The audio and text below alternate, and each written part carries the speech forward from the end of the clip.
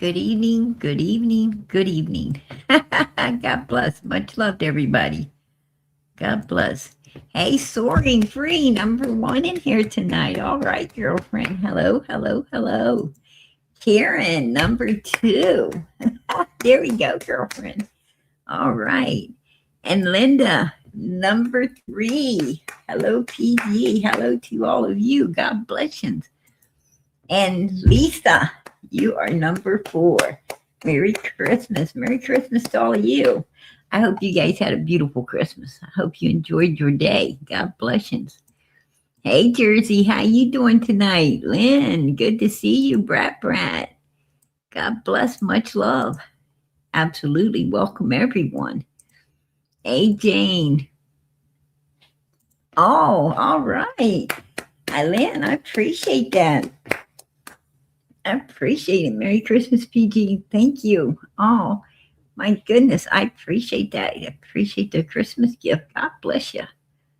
God bless you. Amen. Thank you for supporting Summer's channel. Absolutely. Hey, Sherry, how you doing, sweetie? My three girls. Cool gamer. There you are. Lisa, Kathy. I'm almost to the bottom. Mama Homestead. I see you, girlfriend. There's Tina. All right. Patty Allen. Good to see you guys. Hey, PG, Merry Christmas. Merry Christmas to all of you. Hey, Harley, how you doing? Good to see you. Merry Christmas to you, too. Absolutely. I'm going to have to sing. Do you see my gift tonight? Merry Christmas, PG. Merry Christmas, PG. Yeah. Hey, Lynn, I really did appreciate that. God bless you. I got beautiful Christmas presents as soon as I came in here. God bless. God bless. Hey, Arctic, how you doing, sweetie? Good to see you in here. Merry Christmas, PG, everyone. I'm here listening as usual. Love you all. Love you too, girl. You know it. Hey, DJ. Good to see you. I just really wanted to come in and spend some time with you guys tonight. That's what I wanted to come in and do. Just wanted to hang out. I wanted to come in and hang out with everybody. Let you guys know, PG's here. I'm always here for everybody. I just wanted to come in and hang out for a while and see what was up, and everybody had a good Christmas, right? That's what PG really wanted to do. I figured while we was in here, we could talk about Robin and David Dotson a little bit, and our favorite right people, right? Our favorite right Christmas clowns, Don and Candace. I thought we could talk about them too while we was here. I made them a good song. You guys. Let me see if I can find a Christmas song. I'm looking.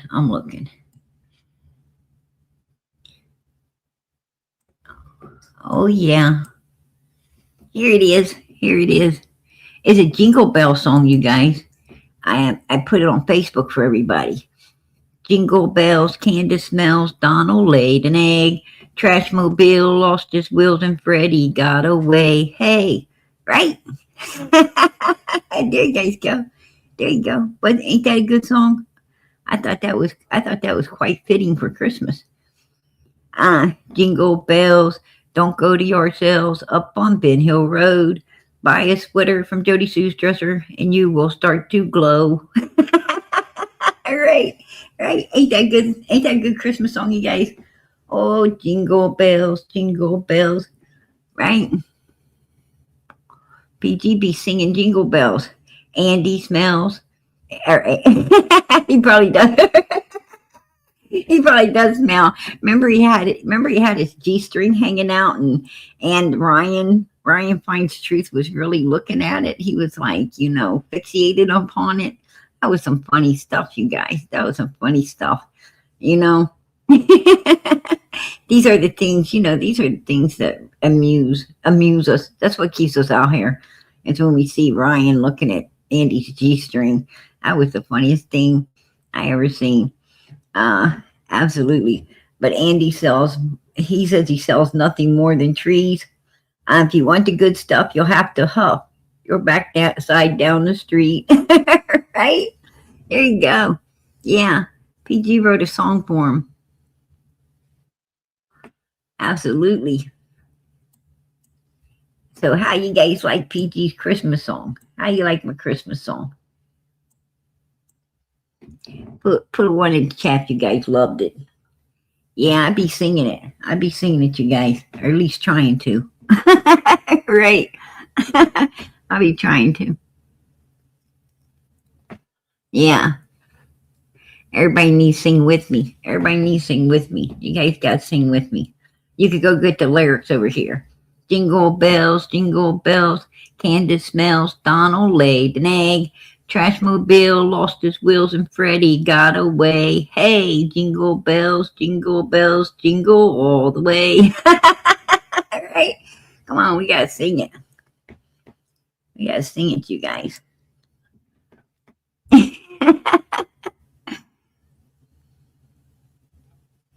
PG's in a good mood. I had a lot of fun today. I thought we was going to have to cook. We got to do this evening. We was baking cookies. And decorating cookies this evening. And most of the food was catered in, and you know what? It was so nice. It was so nice to not have, because I thought we was going to cook. Everybody was going to, be making dishes and different dishes and putting out and everything, and kind of like a buffet style Christmas. And no, I didn't have to do a thing other than, we baked and decorated cookies, and we put together gingerbread houses.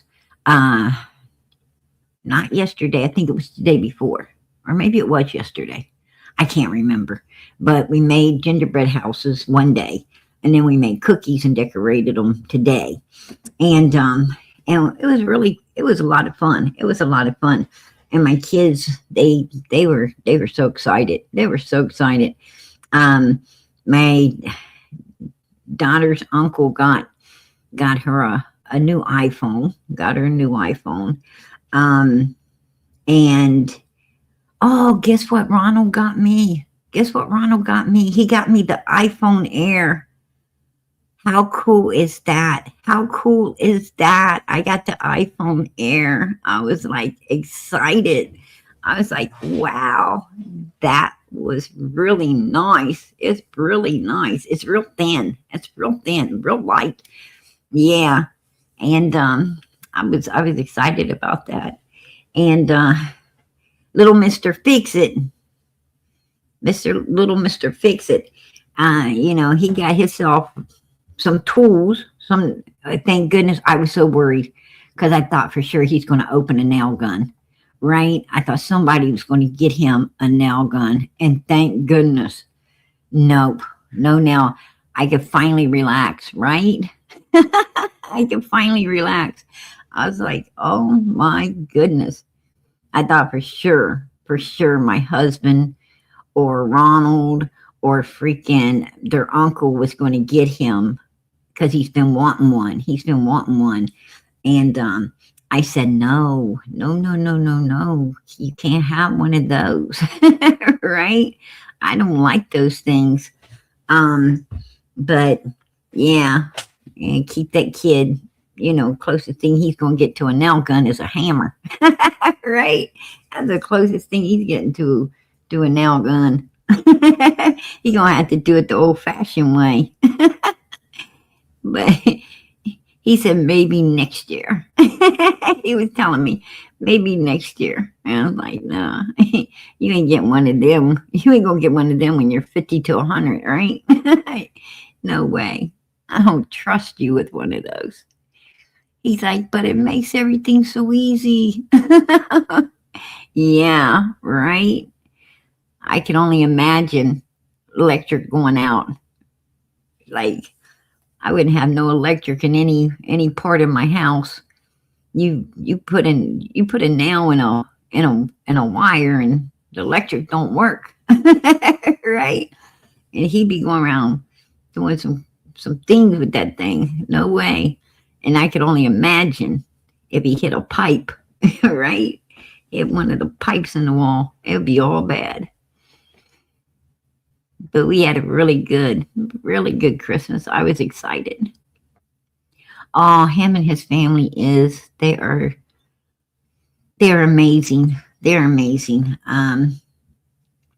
My daughter got a gift card. She got a gift card to a place that she really likes, and the other kids got some gift cards as well. Um, to pick out things that they. Oh, I didn't think about that. Yeah, Mr. Fix It got a gift card too. Oh, I'm gonna have to watch where he gets with that gift card. I'm gonna have to keep an eye on the postage man, right? I'm gonna have to keep the eye on the mother freaking postage coming through, because they might be a nail gun showing up, because he did get some gift cards too. Oh shit. I didn't think about it till now. He better not. Right? He better not do that. I cannot afford to lose an eye. Right? He can't afford that.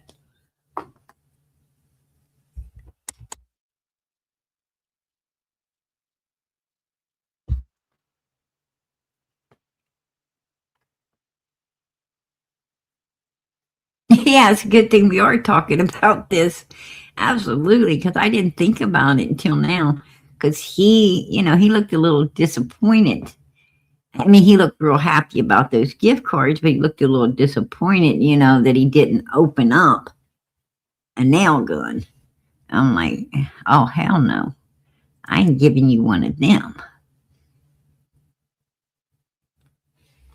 Oh, I'm going to tell you, girl, it was the first time, I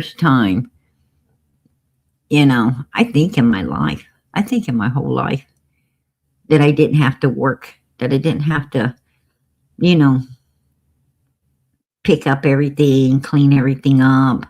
Um, I think this is the first time in my whole life, come to think about it. Maybe when I was, a baby, maybe when I was too little to do anything. But as soon as we got up old enough to, help set the table or sweep the floors or, throw away the garbage, um, you had to be in the kitchen working, right?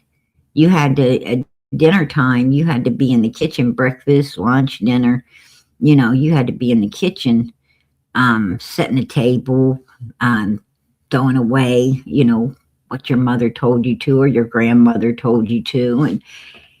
And you had to, rake, like when you were big enough, you had to, you know, rake the plates and hand them to be washed. And, you know, we were poor. We were poor. We didn't have, garbage disposals and all the stuff like other people did.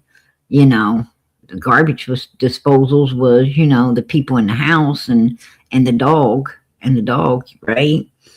And that's just the way it was. And, we finally, um, finally got, some updates like dishwasher and but that was like early 2000s, I think, um, we got, we got, and hell, by then,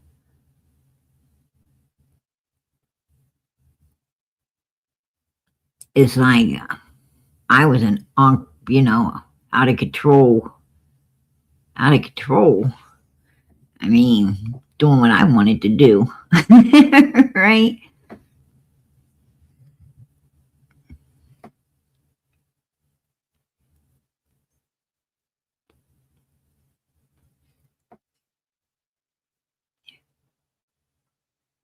Hey, Merry Christmas to you, angel from heaven.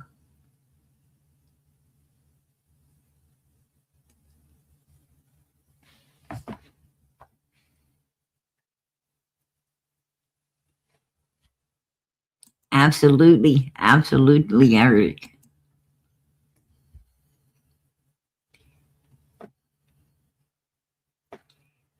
I'm going to tell you, we had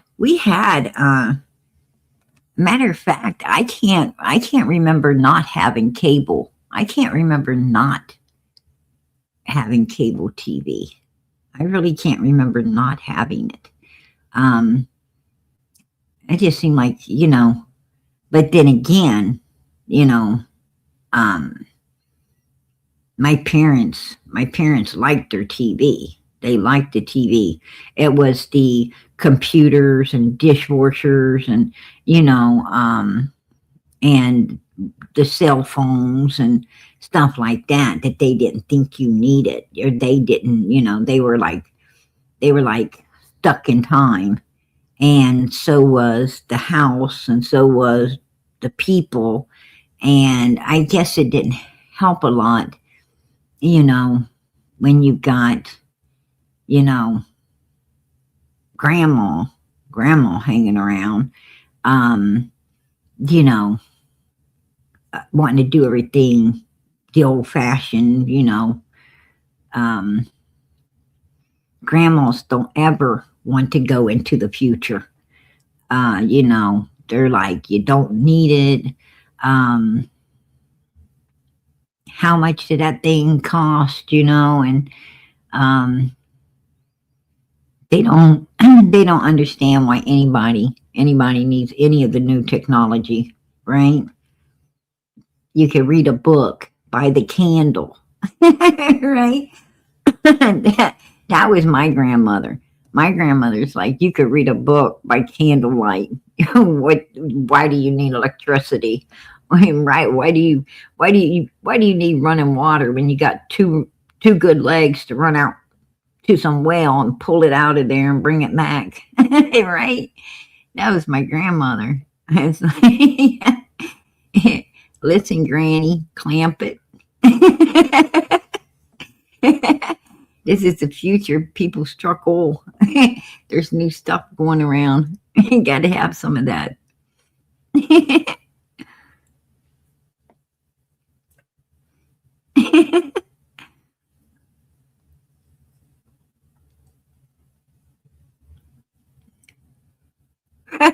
She said we got exercise, having to get up to change the channels and go outside to turn the antenna before we got cable and a TV with a remote. But that is hilarious, coupon mama. That is funny as hell. Um, I remember, I remember the first time I seen a satellite dish. One of them big old weird looking satellite dishes, and I didn't. I had no idea what the hell that thing was. I thought it was, I thought it was one of those things that the old folks had up on their houses or something. I had no idea that was supposed to be, you know, supposed to be now and in the future stuff. I had no idea. I was like, what the heck is that? It looked like it looked like something you would grab a hold of, and and a beam would come out of it. Shoot it up into the sky. That was the funniest looking thing I ever seen.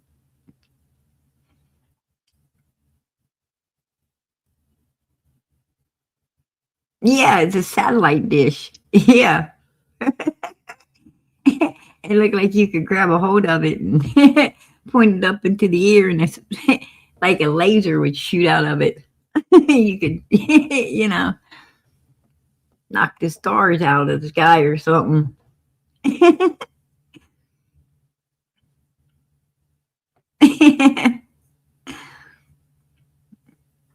My brother would have to climb on the roof. Oh my God.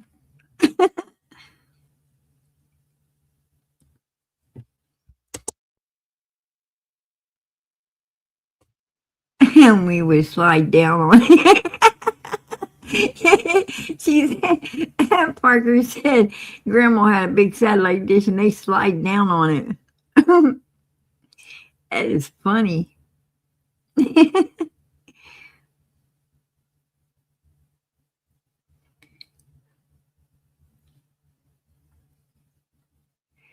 They may have hidden somewhere at the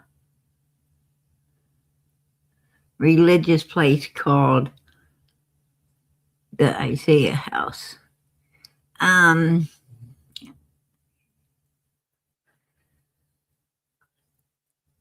I don't know. You talking about the church? The church?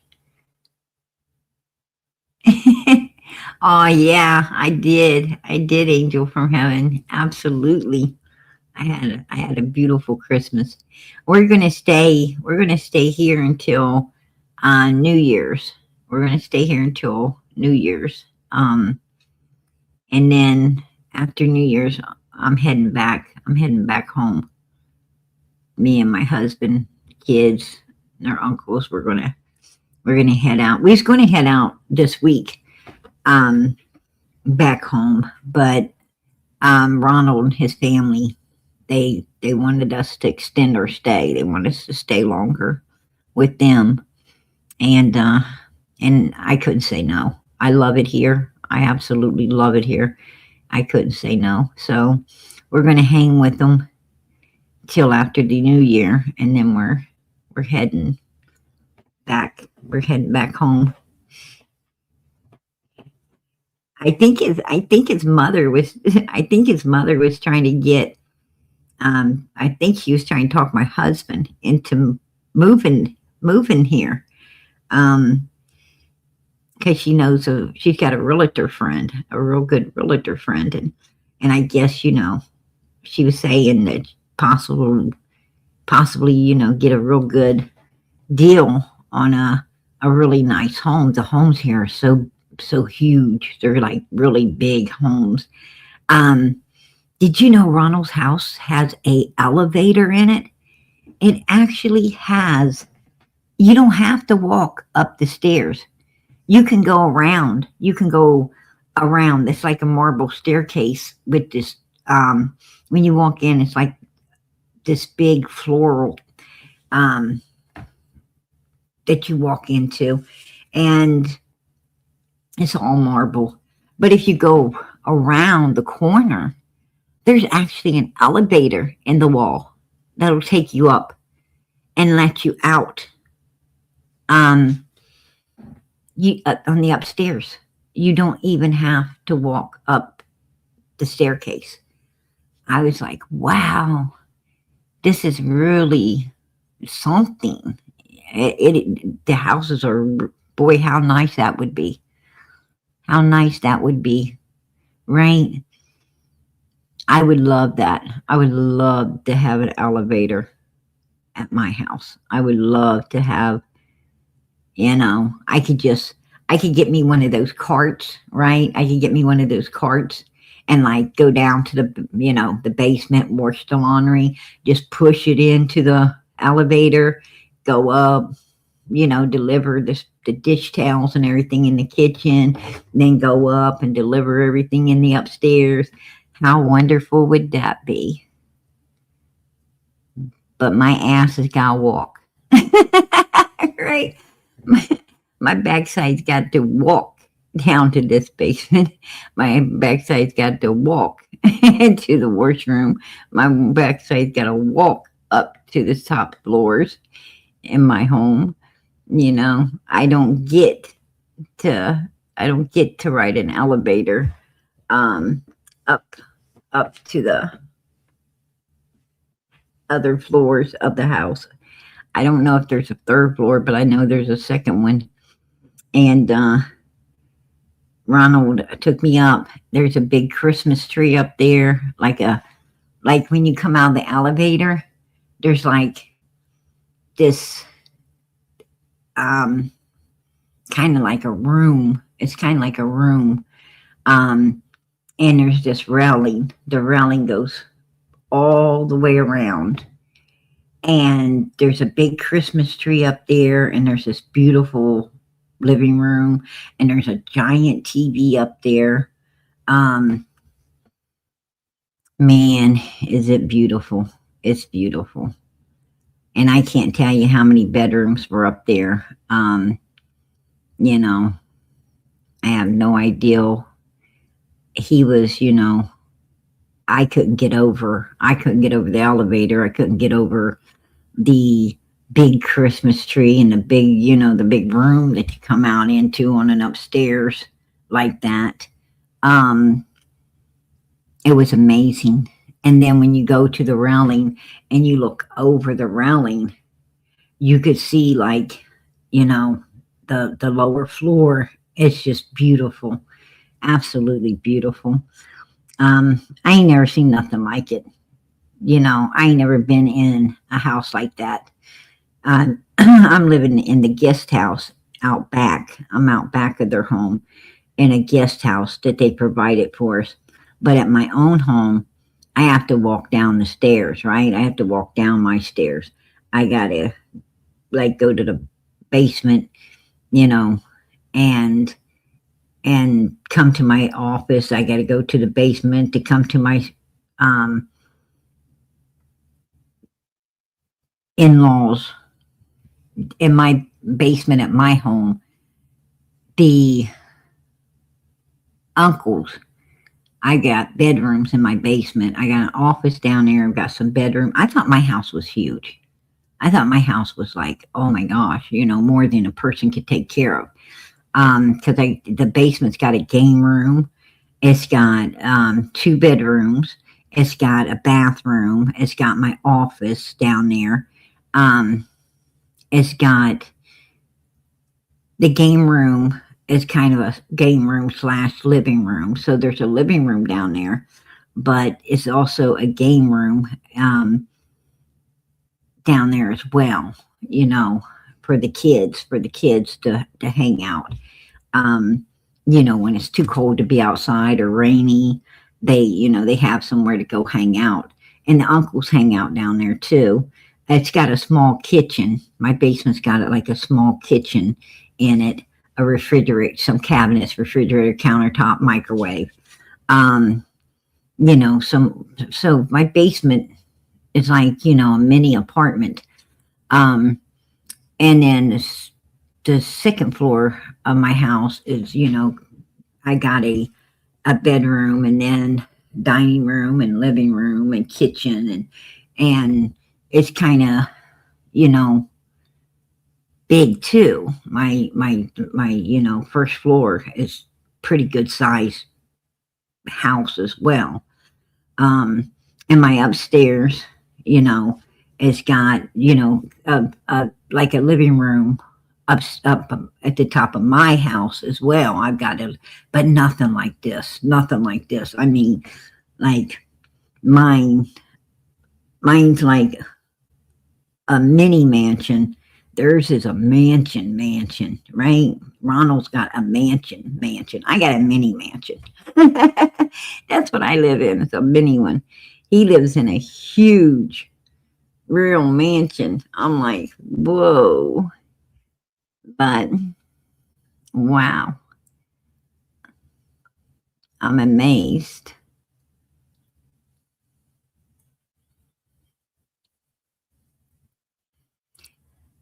Let me tell you, angel from heaven, um, I don't want the world. I don't want the world. I just want Jesus. That's it, girlfriend. I don't want the world. You gain the whole world, lose your soul. What have you gained? Nothing, nothing. I mean, I am, don't get me wrong. I love Ronald's house. I love his parents. I love him. I love everything about, this place where we're at. Um, but I love my home too. I love my house. My house ain't Ronald's house, but I'm very, very happy with what I've got. And,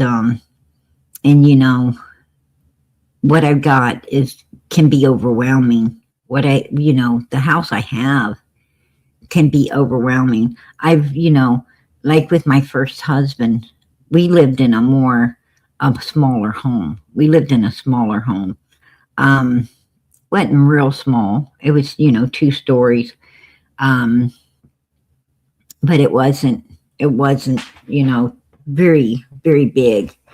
Um, and I upsized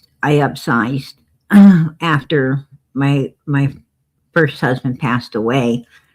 Me and my kids got stuck in this little cracker box apartment, and it was. Don't get me wrong, we made the best of it. We made the best of it, but it was so small and so cramped up, and I felt so bad, that we lost everything and ended up like that. And I worked hard to get away from it, to get out of it.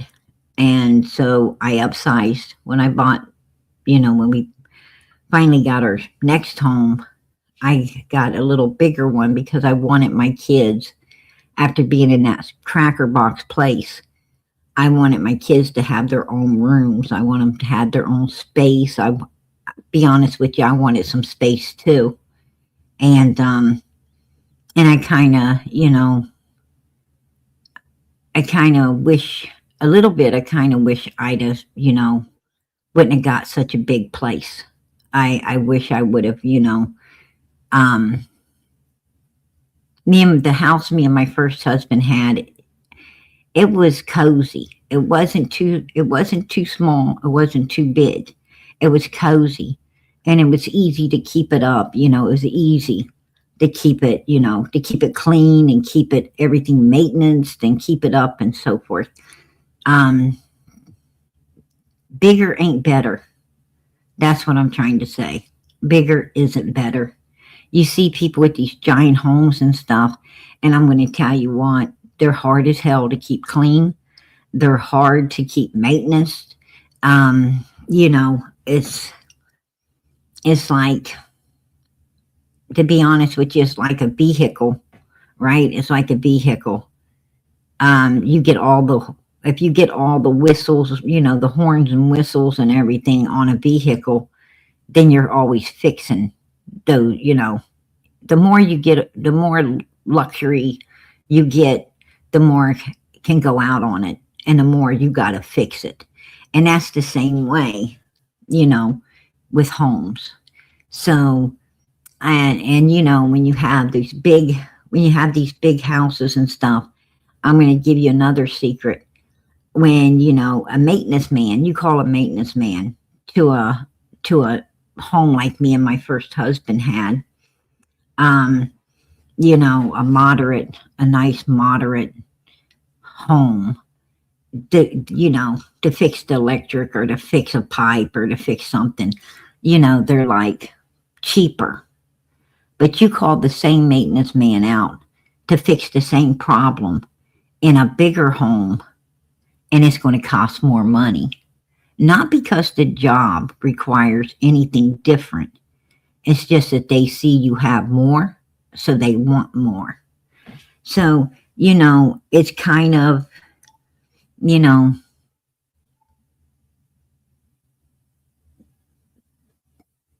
defeats its purpose, is what I'm saying. When people pull up in front of a big home, they think money. And when they think money, they think they can get you. They can get you. Whatever you need done, they're gonna try to charge you way more than if they pulled up in front of you know, a modern, or, just a regular small modern home, is what I'm saying. And, so you put up with a lot of stuff. You put up with a lot of stuff. You put up with, you know, staying tired all the time, trying to keep a bigger home, corner to corner clean. You stay broke because they try to charge you more to fix everything than, unless you get unless you know a real honest handyman, and you keep him for years and years and years, um, you're going to wish you did.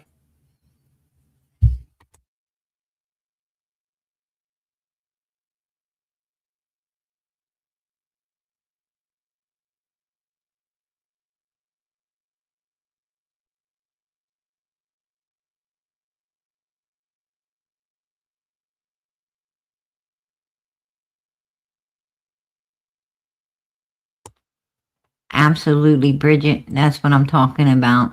I love my little condo.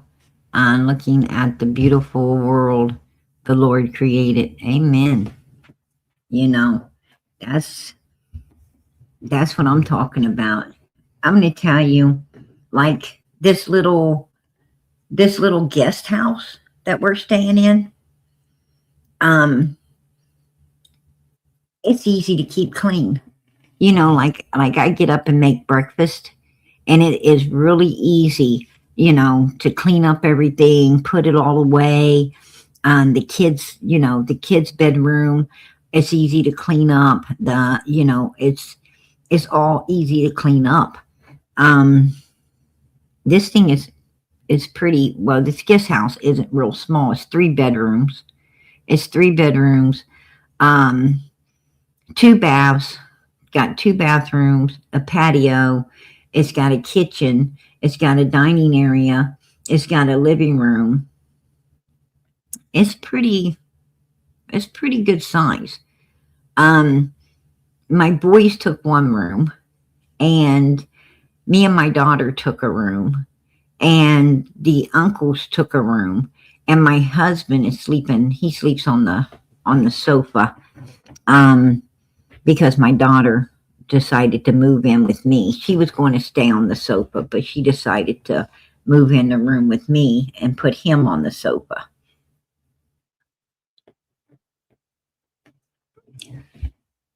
You should have seen his face. You should have seen his face when she didn't want to be on the sofa.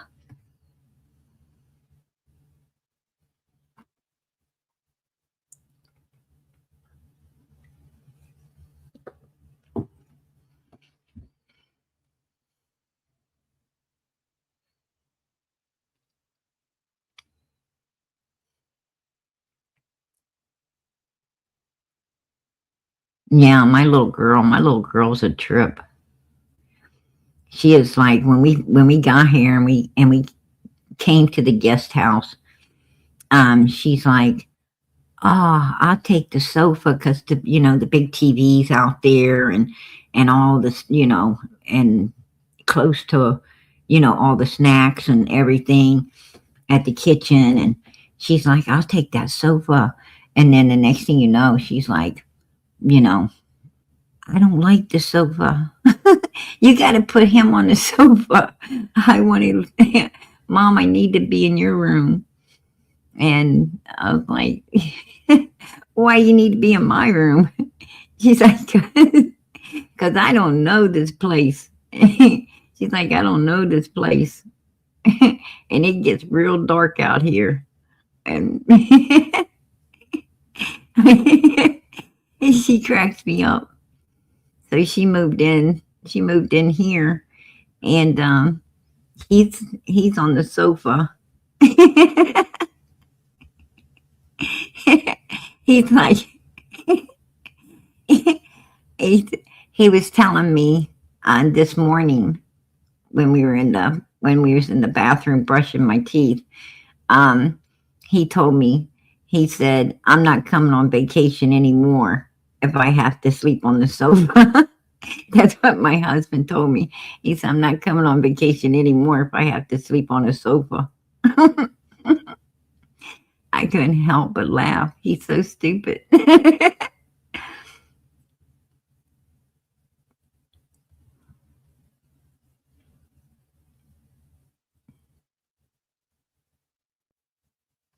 I'm sorry to hear that, Parker. She says, Angel, I'm so happy to meet you. Too, sweetie.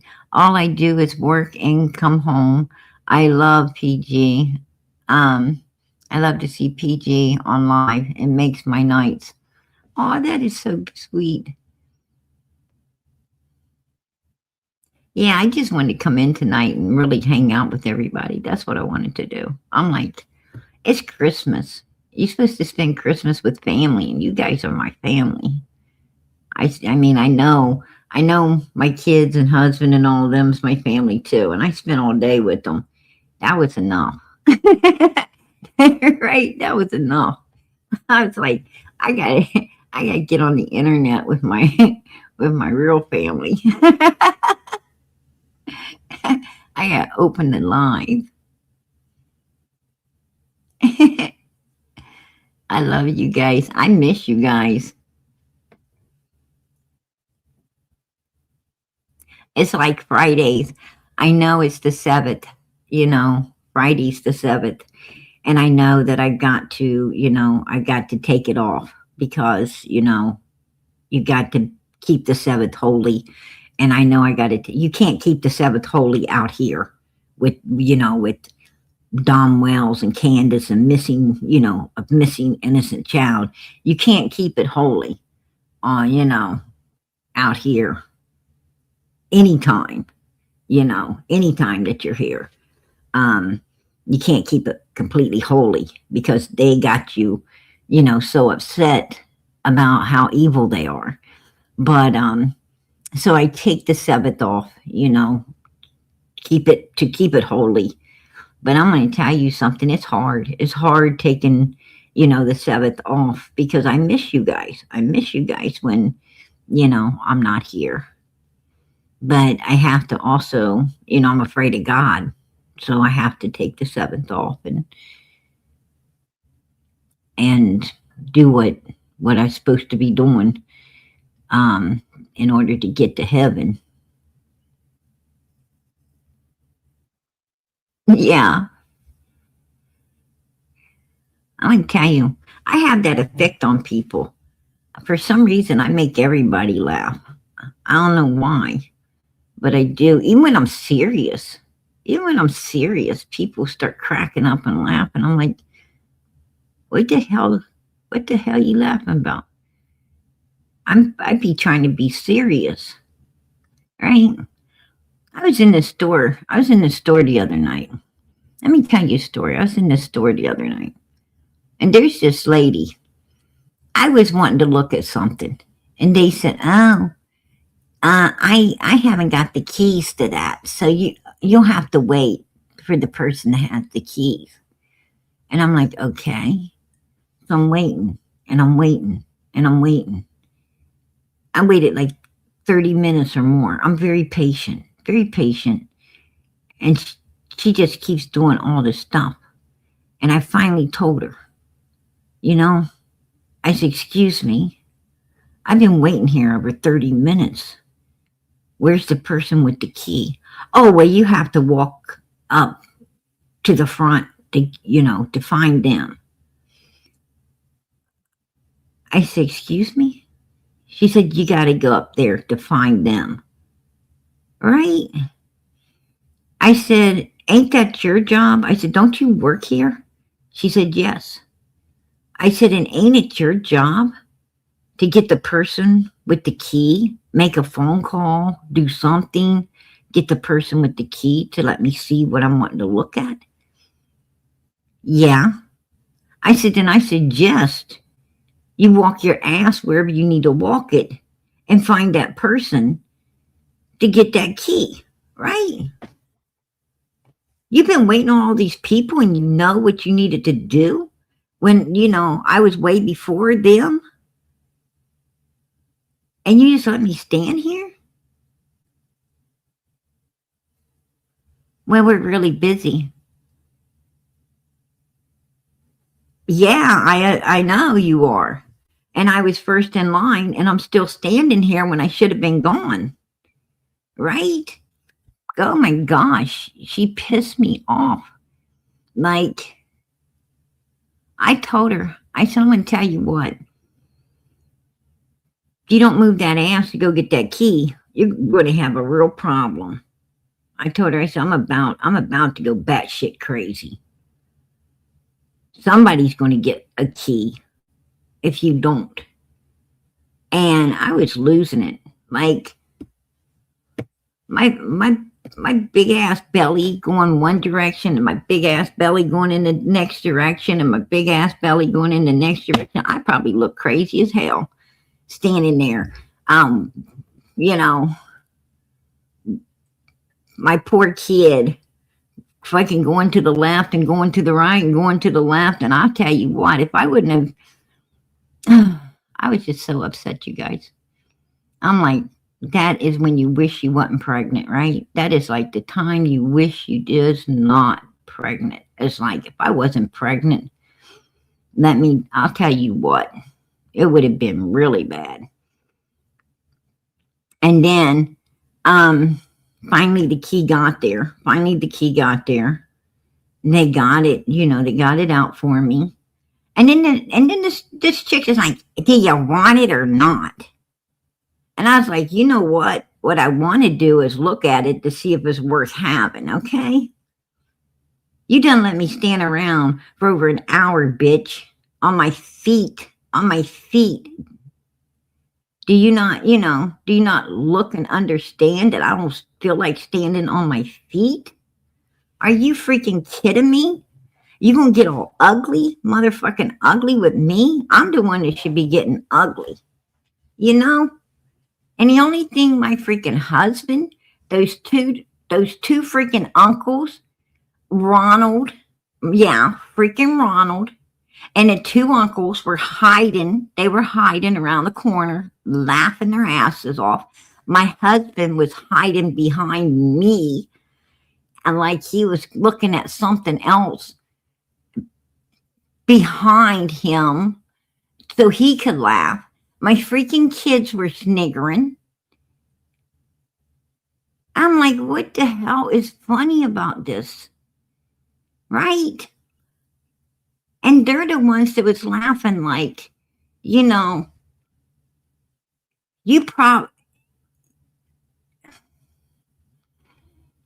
they're just stupid.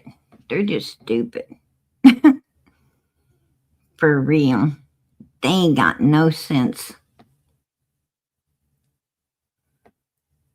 Like, none of them was coming to my rescue, right? There wasn't none of them coming to my rescue. They just freaking thought it was the funniest damn thing they ever seen. They're like, your baby is a milkshake, the way you were swinging it to the left and swinging it to the right and swinging it to the left while you was talking to her. I was like, how, what do you, I'm walk like a penguin. Of course you're going to swing to the left and to the right when you look like a penguin, right? I look like a big old penguin.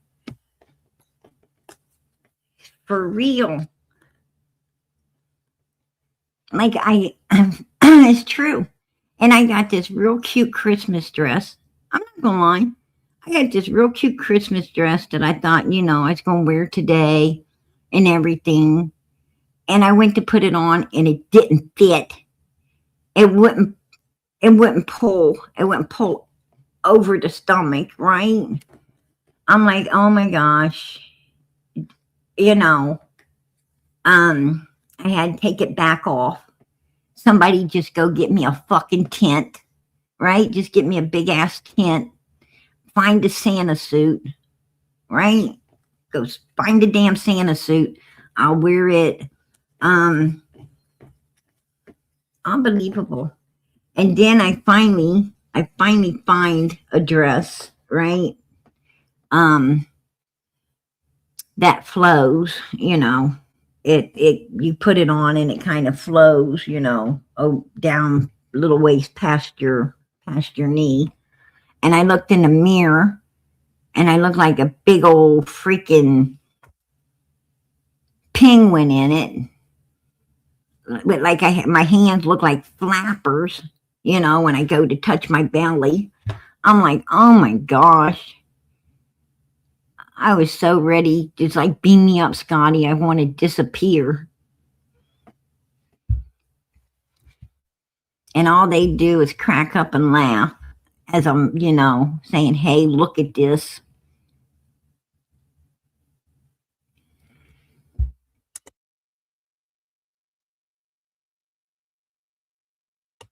And then, like,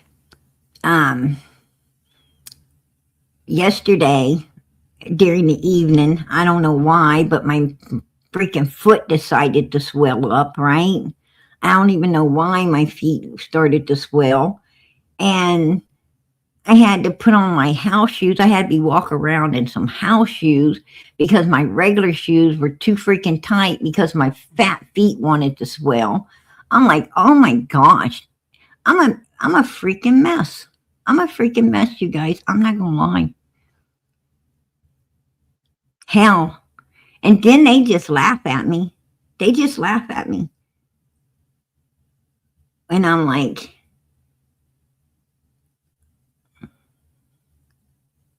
I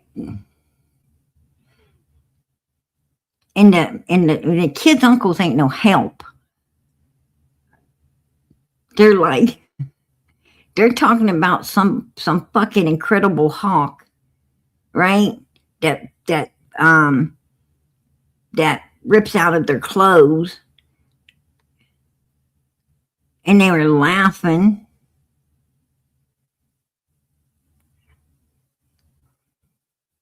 They're like, have you ever seen those? You ever seen those suits that people pull off? They just grab it and it falls off, making fun of me. I'm like, seriously?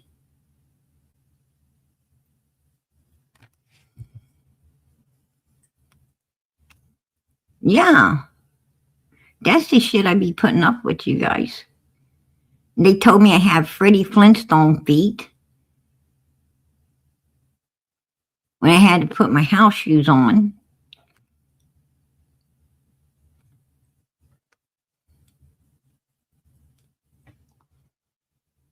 To be honest with you, I laughed too. I ain't gonna lie. I had to laugh. They're so stupid. They're so stupid because all three of them were sitting, all three of these idiots are sitting on the damn sofa, right? They're all three sitting across the sofa. Ronald, the uncle, my husband, and they're all three sitting across the sofa, cracking up, laughing, falling on top of each other, freaking laughing. Oh, she looks like a penguin. Oh, she got Freddie Flintstone feet. Yeah. Did you ever see the Incredible Hulk where he just rips off his clothes? Yeah, this is what they're saying. They're just stupid. But anyway, enough about them.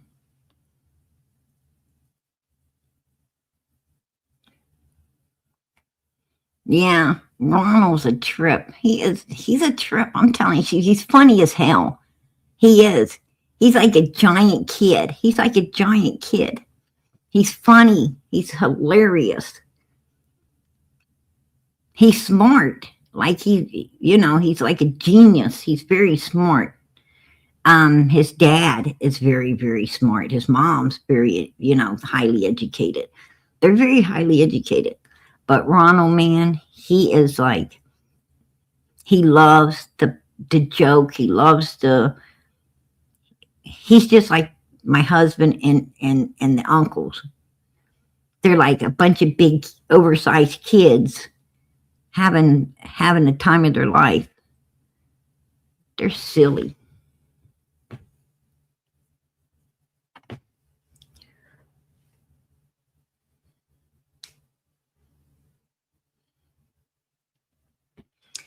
Um, the crossing with the red truck at the red truck.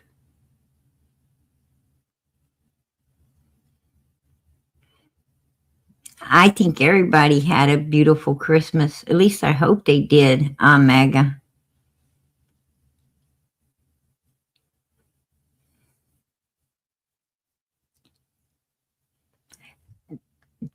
They said that they saw a red truck on Ben Hill Road on the 14th or the 15th. Law enforcement, Robin actually crossed that out. And I think that's because Robin knew something that we don't know. Like, she's her church is very affiliated with law enforcement. A lot of law enforcement is members of that church, that that congregation. Now, Robin and her husband, see, they're not affiliated just with that one church. They're affiliated with, all the churches of that denomination. What I'm trying to say is, Robin and her husband and the pastors and stuff, they go to other churches as well, to the other churches of that particular denomination. And in those churches is a lot of law enforcement down there in Tennessee. So Robin gets inside information that, normal people can't get. And she crossed that red truck off herself, which told me that the red truck was bullshit on Ben Hill Road. Like non-existent is what I'm saying. Non-existent. And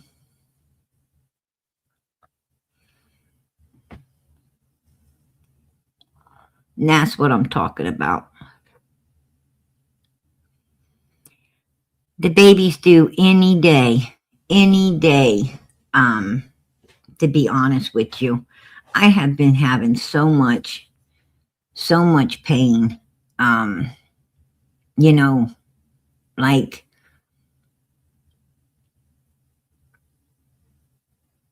in my back, I had like the other night. It was like early hours, more like early hours of the morning. It wasn't daylight, it wasn't daylight yet, but my back hurt for like 3 hours. And I've been having, back and stomach pain. And like pain, if I walk, a lot, I have to sit down. I have to go and sit down. It's like I can't take another step. Actually, to be honest with you, it's like I want to stop and sit down right where I'm at on the ground, and but I have to find somewhere to to sit down for a while before I can start walking again. So I don't know. Anytime now, I'm sure.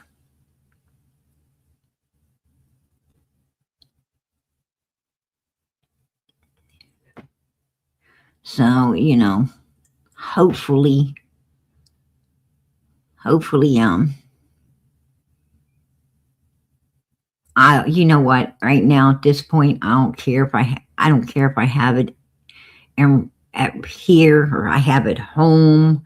To be honest with you, I'm not even worried. I was worried because, my doctor's not here, my hospital's not here and everything. And I was very worried, but to be honest with you, I don't care if I have it right here in this guest house. I don't care. I'm at that point. I'm at that point right now. I don't care where I have it, you know. Um, so the uncle probably wants to stay away from me. He might want to stay away from me because right now, you know, as far as I'm concerned, I don't care which one of them catch it. Just somebody catch it, right? That's where I'm at in all of this. I am so tired of the back pain and I think, looking like a penguin and my feet swelling kind of push me to the edge, right? To the place that like I don't care where I have it. I'm just I'm just hoping to have it, and I'm hoping to have it real soon, right? Anytime, anytime. I don't care. I was like, just let it come, right?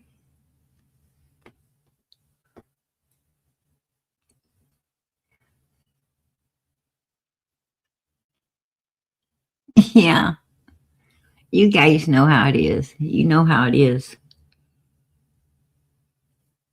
I ain't telling you guys nothing. You guys probably, you probably been here. You've probably been here. You probably know what I'm talking about. You finally get at that stage where it's just like, you don't care where you have it. You're just, ready to have it.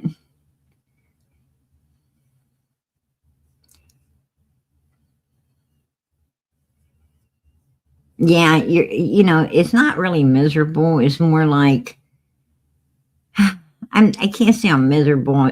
I'm more like just anxious for it to be, to be done and over with. 9 months is a long time. It's a long time. And I started getting pretty big at 5 6 months, and now you know I'm freaking huge, like I'm big as a house. I feel like a house.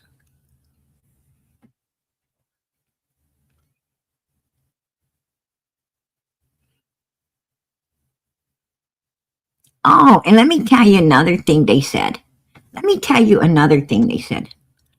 Um, these Ronald and and the uncles and my husband.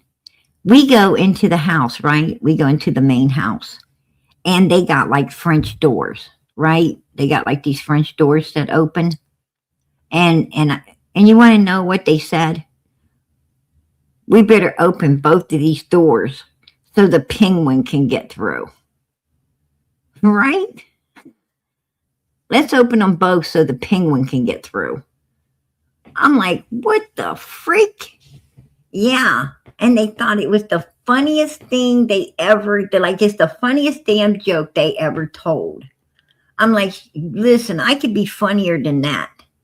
You guys don't even want to get me started. Opening both doors so the penguin can get in. Oh, yes, they did. Yes, they did, Brat. I'm telling you. Oh, no, they didn't. Oh, hell, yes, they did.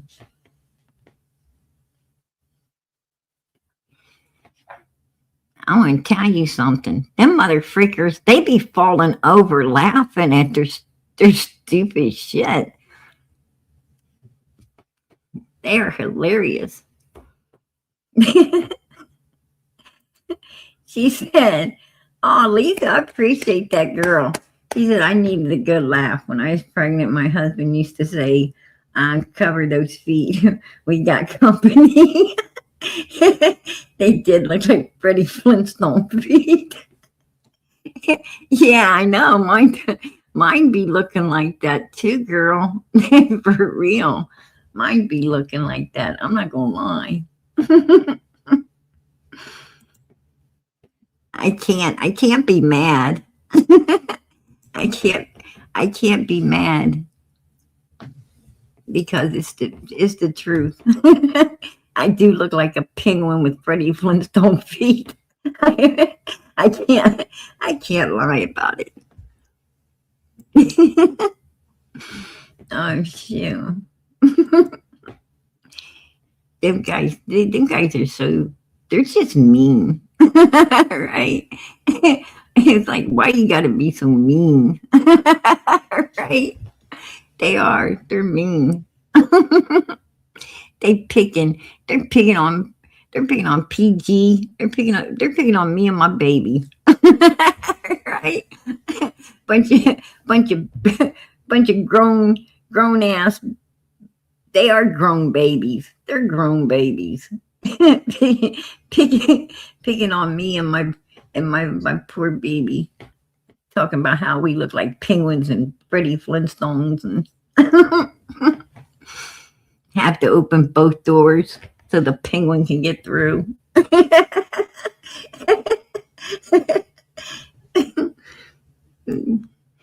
They crack me up.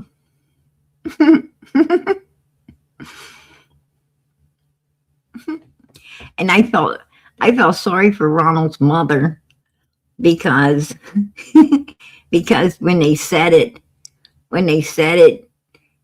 she looked shocked at first, and then the laughter, I could tell the laughter hit her, and poor woman had to turn around and excuse herself because she knows she had to go laugh, right? She knew she had to go laugh.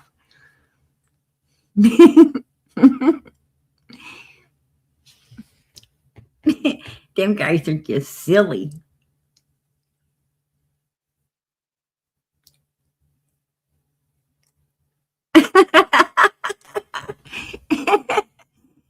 Candy said my ex-husband's father and my kids would make me laugh so hard I would have to. Yeah, I'm going to tell you, they can get silly.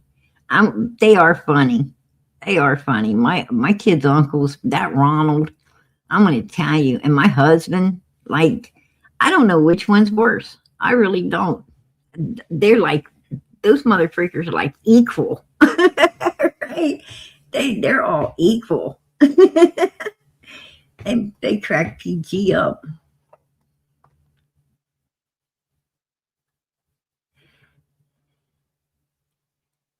Hey, we hope you had a Merry Christmas too, Nicole. God bless. Good to see you. Absolutely.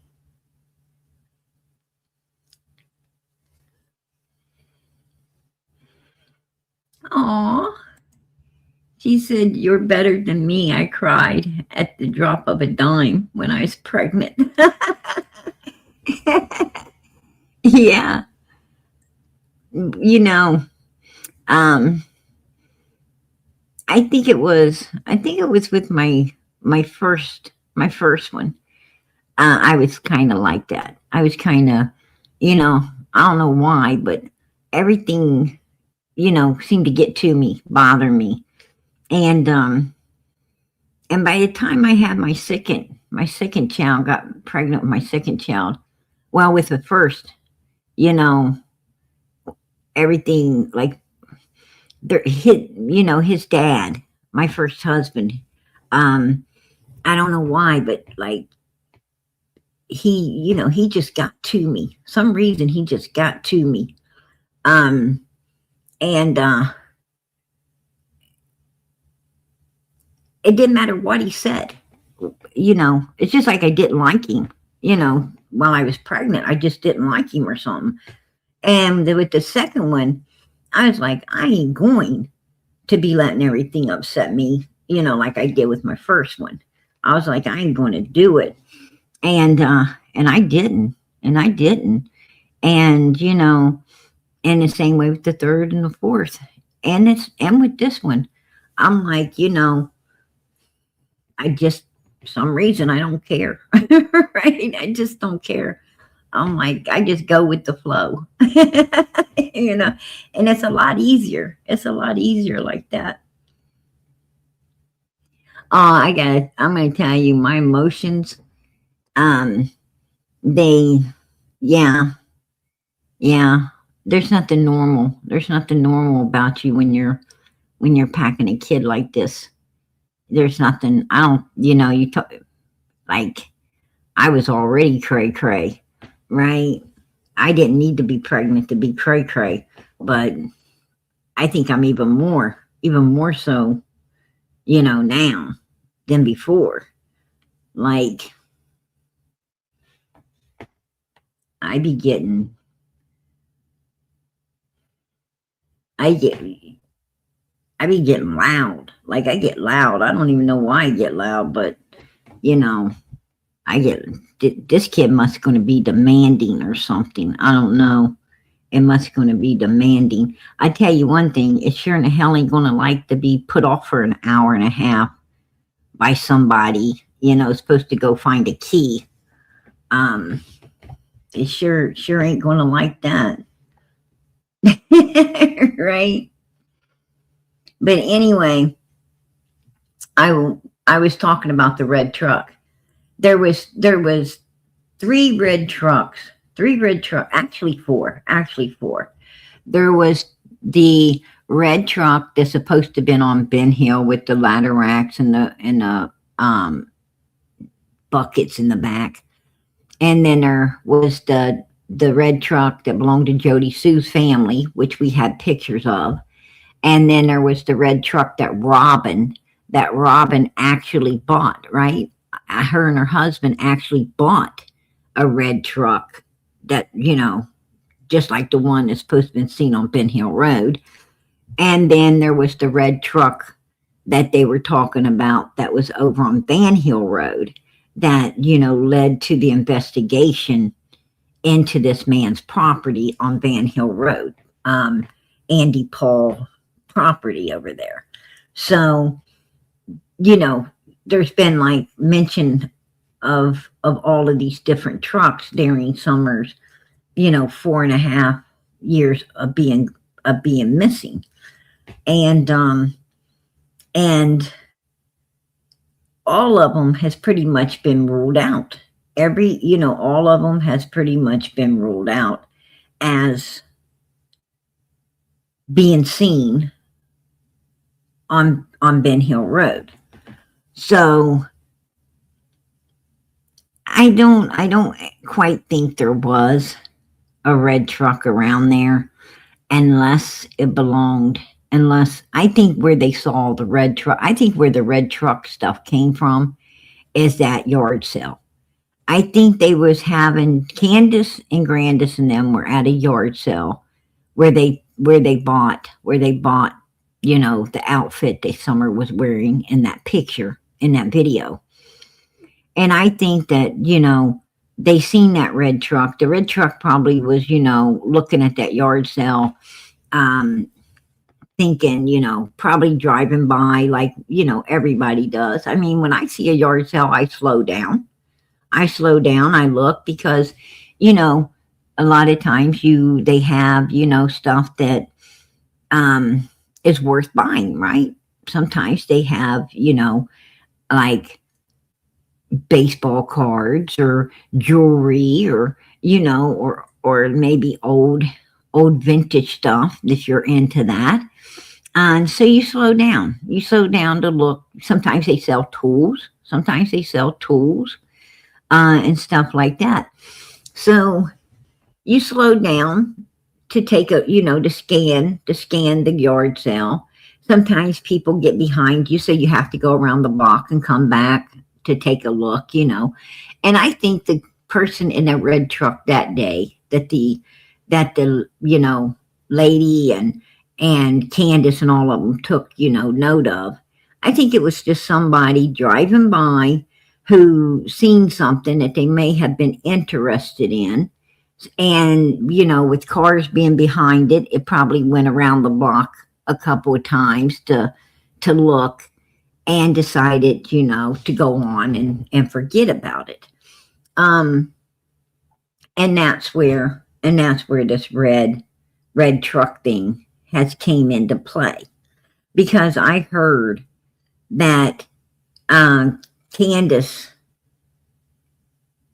and Don Wells is the ones that talked about a red truck, and not anyone else. And Jody Sue. So, and law enforcement, was like not sure if it was there the 14th or the 15th, and they kind of just ruled it out. And also, they had a lot of electricians and stuff in the area, and a lot of times electricians will carry tools and parts in buckets. They'll have, like if you watch an electrician go out to their truck or their van, they'll pull a bucket They'll pull a bucket out and get down in there, and they'll, get out the tools they need or the wiring they need or whatever they need. And you'll see them put the bucket back in, and they'll come in, and fix whatever needs fixed. So they use buckets too. Electricians use buckets. So, and you had all of these tree cutters and everything up there. And I heard that, they did hit a power line. And that could have been who was fixing the power line that they supposedly took down. I don't know. But I do know this. I know that all the tree trimmers and the electrician that fixed the power line on June 15, 2021 was out of there. They were all gone before Candace came back into Ben Hill Road. So it doesn't matter what color cars and trucks they were driving. They were all gone, and nobody was there after, when Candace came into that holler. Nobody was in that holler except the people who belong inside that holler. And that was Jody Sue, her son, and them, Candace, the neighbors. There was nobody else, no workers, no anyone inside Ben Hill Road during the time Summer supposedly disappeared. So that's all BS. That's all, bullshit, if you ask me. That's just my opinion. I don't think, I don't believe Summer ever planted flowers. I don't think she washed her hands. I don't think she got no candy. I don't think she ever got sent in the house, because I believe she was propped up inside that vehicle, deceased. If you ask me, that's my opinion. And I think that those boys got gaslighted into believing that Grandis, Candace, and Summer came back, and the boys carried all the stuff in the house. They assumed her sister got out of the vehicle, just like Grandis and Mommy did. They just assumed her sister was out there somewhere running around while they was in the house playing games and eating all the food. And they didn't think nothing of it until Candace, until Candace came in there gaslighting them up, saying, I told you to watch your sister. Where is she? Probably in the basement, because hell, they didn't see her. So Candace goes in the basement. No, she's not in the basement, trying to figure out what they know, what they've seen. And then she's happy that they didn't know that she left, the property and went and did a bunch of stuff before getting back and gaslighting their asses. And she played it out. And that's why she didn't know if the basement door was open or not, because she didn't check it. She had no reason to check that door, because she already knew what happened. She knew she was gaslighting those boys. And that's just how it was, right? And I think that Robin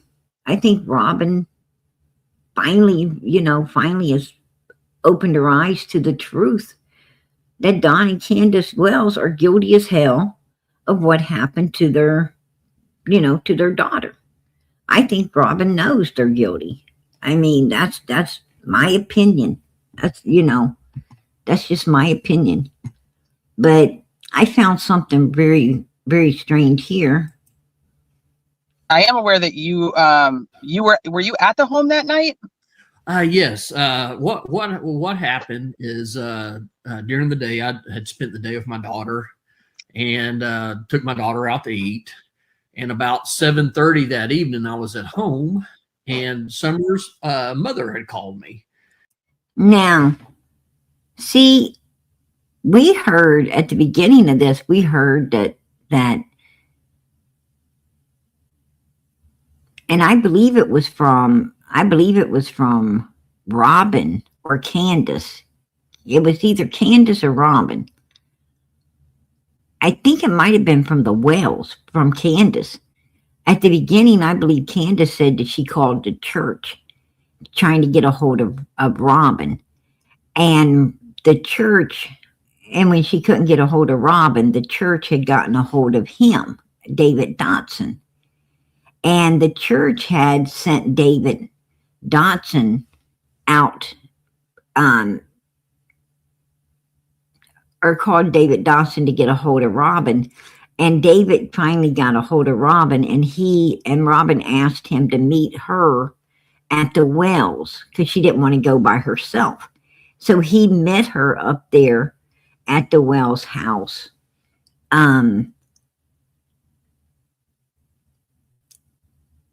Met her up there at the Wells house to accompany her because she didn't want to be there by herself. I'm pretty sure that is exactly what Candace had told people. Put a 1 in the chat if I'm correct, because I'm pretty sure I'm correct. I don't forget nothing, right? I don't forget anything, and I know I heard that. I definitely had heard Candace say that she had called the church when she couldn't get a hold of Robin. She had called the church, and the church got a hold of David Dotson, and David Dotson finally got a hold of Robin, and Robin asked him to meet her up there to escort her because she didn't want to come by herself. Now, from what this man says, Candace has got his phone number, and Candace directly called him. That's what he said. Candace directly called him and told him that she couldn't get a hold of Robin, is what he's saying. So Candace has this man's phone number. Why? Hey, Merry Christmas, Fred Love. Why would she have this man's phone number? I mean, I go to church, you know, I belong to a church as well. And, you know, we got what they call a prayer line, right? We got a prayer circle. And it's the ladies. It's the ladies of the church, right? And we have each other's numbers because we pray for people, right? Like if someone asks me for prayer, then I can get a hold of these other ladies and make a circle for it. If a family or friend or coworker, somebody's asking me for prayer, I can call these women. You can get this prayer circle going, right? And they have, and if something happens, you know, and this is a little thing that, you know, churches do. They have the prayer circle, and all the ladies have the number so that we can call one another, and, you know, you get a prayer chain going, for people. But that's the women. But I don't have none of the men's numbers. I don't have any of the men's numbers, right? I don't have that. I have the preachers. Of course I have the preachers. But I don't have any of the other men in the church's phone numbers. Just the preacher. And like I said, and the ladies that, you know, because you got this prayer chain, right? The prayer chain that you can call one another. Or like if you're going to have, you know, like you're going to have a bake off, or you're going to have, you know, like, you know, a Christmas dinner, going, or, Easter banquet, or some, you know, when you're going to have special things going on at the church, you can call one another and keep up with, you know, what you need to bring, what other people's bringing. But that's all through the ladies. The men keep up with the men. You like, you know, for instance, if I want to know something, you know, I want to know something about like sometimes the men will, you know, have like, they'll be organizing a big cookout or something, right? Like just a 4th of July thing, or maybe a hayride type stuff, right? For all the kids and families. And you want to know something that's going on, through that. Well, you have to ask your husband. You got to ask your husband. And then if he knows, he'll tell you. If he doesn't know, then he'll have to get a hold of, oh, yeah, that's a good question. And then he'll get a hold of the other brothers, right? And find out, if they know the answer, or if they've even thought about that particular thing. And, and then they'll correspond with one another and get back and let you know the answer to it. But you don't go calling the men. You don't get on no phone and be calling no men. That's just weird. That's other people's husbands and so forth and so on. So what was she doing with this man's phone number? That's my question, right?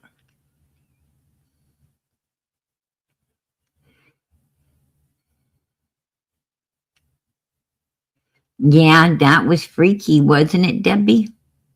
I have to agree with you there. That was a little weird. And Summer looked very intimidated. She looked scared and intimidated.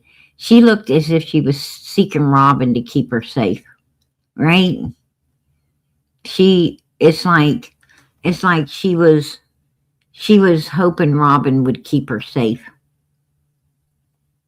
Is what it looked like to me. I didn't like that either. I'm not gonna lie. I just didn't like it. It was weird, to say the least.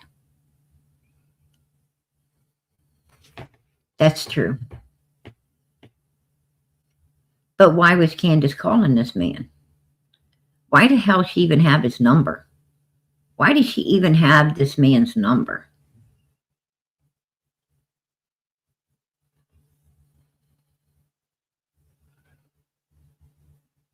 And she said, David, we have an emergency. Summer is missing. I don't know what time frame that they looked for her and then called the police. That I don't know what that time was.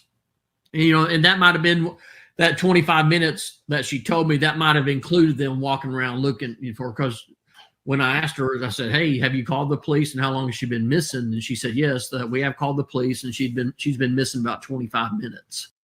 And she was also,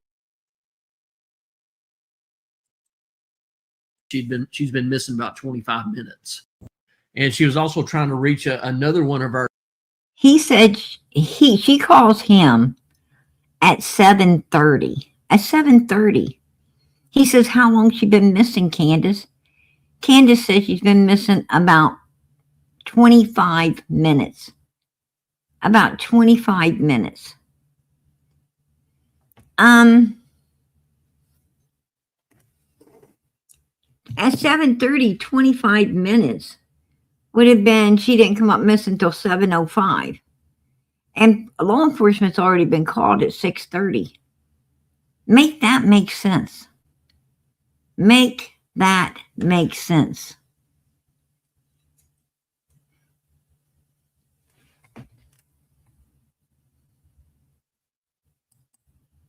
I said, hey, have you called the police and how long has she been missing? And she said, yes, that we have called the police, and she's been missing about 25 minutes. And about 25 minutes. Yeah, we called the police and she's been missing about 25 minutes. That would have put Summer missing at 7:05, because she calls this guy at 7:30. Yeah, how weird is that? None of this is making any damn sense. Like, none of it is making any sense whatsoever.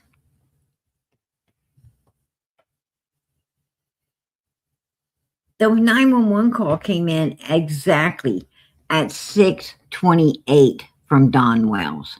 And right after Don Wells, a phone call came in from Candace Wells.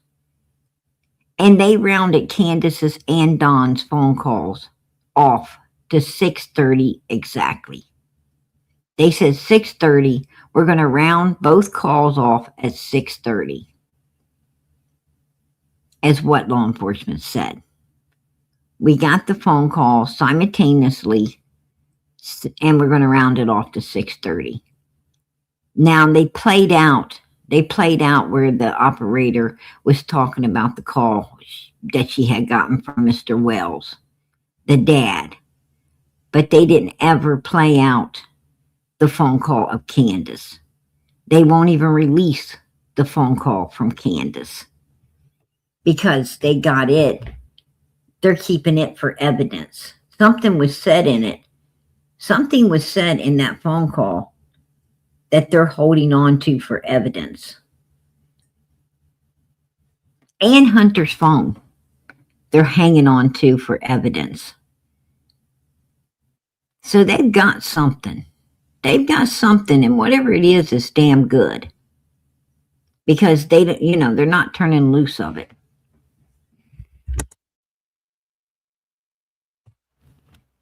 So that tells me that law enforcement suspects that Hunter and Candace is connected into whatever happened to Summer.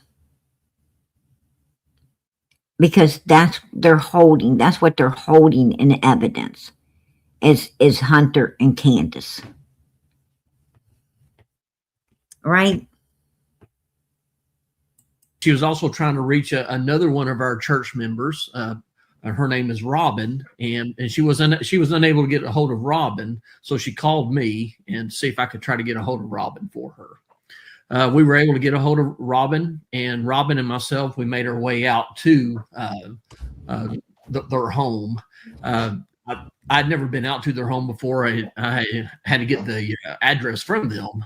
But by the time we got out there, it might have been about, maybe 8:30 or so. And there was a high police presence. There were aircraft already in the air. They had the police dogs out. There was probably about 100 search and rescue personnel, fire department already out there when we arrived.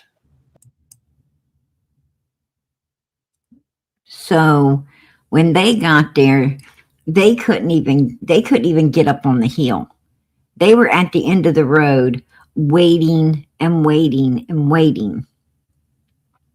And finally, law enforcement let them go through because they were from the church and go up on the hill.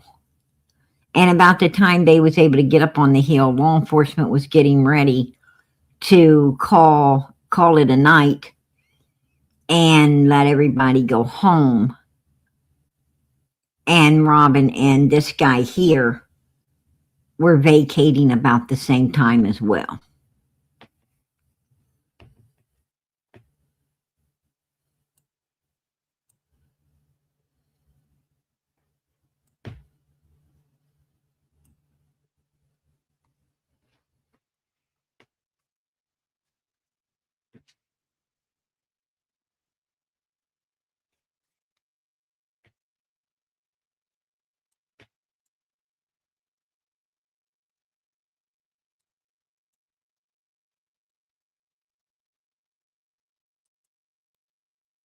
She went out the basement door.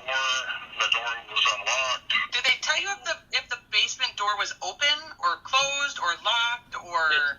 They told me it was locked, and the children even told me that it was locked. That's David Dotson saying they told us that back door was locked. Both parents said it was locked. And you know that they were listening to Candace and Don talk to law enforcement as well while they were standing around. And Don and Candace, is telling law enforcement, and the kids are telling law enforcement that basement door was locked. It was locked. The boys are saying, sister wasn't even down there. She was somewhere outside. We didn't ever see her in the house. Mom came in looking for her. We just assumed she was in the basement because we didn't, we thought she was out in the swing. That's what they told Jody Sue. They thought Summer was on her swing. That's what they told David Dawson. We thought she was outside on the swing. So that tells me these boys did not ever see their sister come in that house. They didn't see her get out of the car. They didn't see her come into the house. They didn't know what happened to her. Right after they came out, grabbed the groceries and stuff, and just assumed she got out of the vehicle, they had no idea where she went, where she was, or what happened to her. And that's why Candace didn't check that door. She didn't check that door because she already knew what happened to her daughter. She didn't need to check the door. She just needed to gaslight the damn boys as if she sent Summer in a house when she didn't, right? She just needed to gaslight them boys up and make sure they didn't see or know anything before she calls law enforcement, making it like Summer got abducted or wandered off somewhere.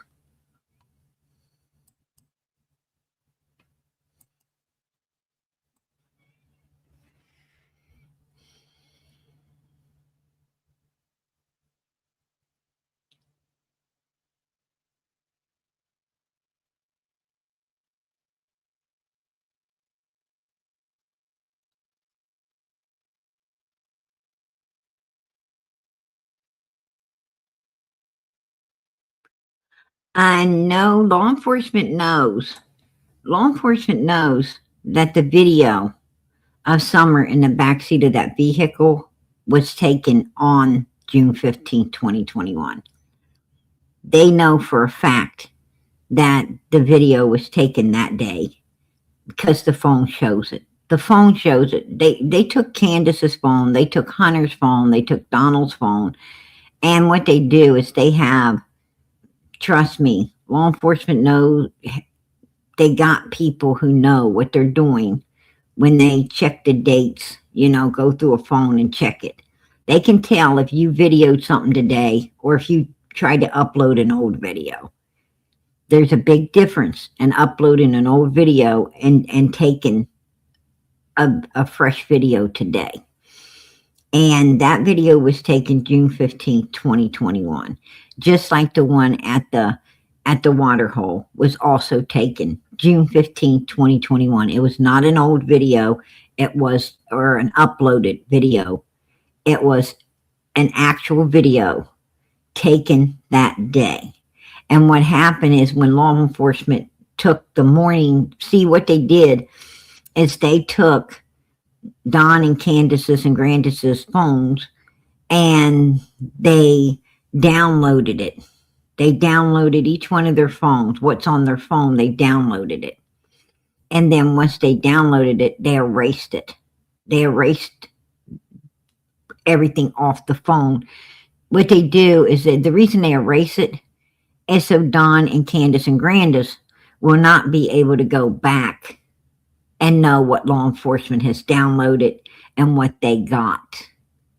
That's why it gets erased off the suspect's phone. It's because they don't want you to be able to use that data as reference when they're asking you questions. Because they got something you don't now. They have something you don't have. And that's the memory of everything that's on that phone. It's the recording of what you did during that timeline of that day. So when they go to question you, you can't go back on your phone to make up stuff, to twist what you were doing, to twist the little things that you were doing. They know exactly what you were doing. You better know what you were doing. And a lot of people don't because they can't remember. They're so their adrenaline's pumping so much and their brain's overworking, and and they're dropping valuable information by allowing the fear and the anxiety and the adrenaline. It's like being in a dream. It's like being in a dream. That's the state of mind you're in when you're doing criminal acts. It's like a dream world. And you'll lose that. Like if you ever woke up and you can't really remember the dream. You had a dream, but you can't remember all of it because you don't have a recording of it. So you get bits and pieces, but you can't remember everything. You wish you could, but you can't. Well, that's what it is. It's just like that. When you're doing something that's heinous, is what I believe they did that day. Your adrenaline's pumping, the fear is overcoming you, the stress, the worry, anxiety, and there's a whole lot going on. And basically, it throws you into like a dreamlike state, and you're not going to remember everything. But if a lot of it's on your phone, you can go back and use it for reference. Oh yeah. But when the police deleted it and it's not there, now you can't use it. And you're kind of fucked. Because, all the stuff overpowered your brain, overload, and you can't remember everything. So you don't know what to say and what not to say because you're just not holding that information yourself.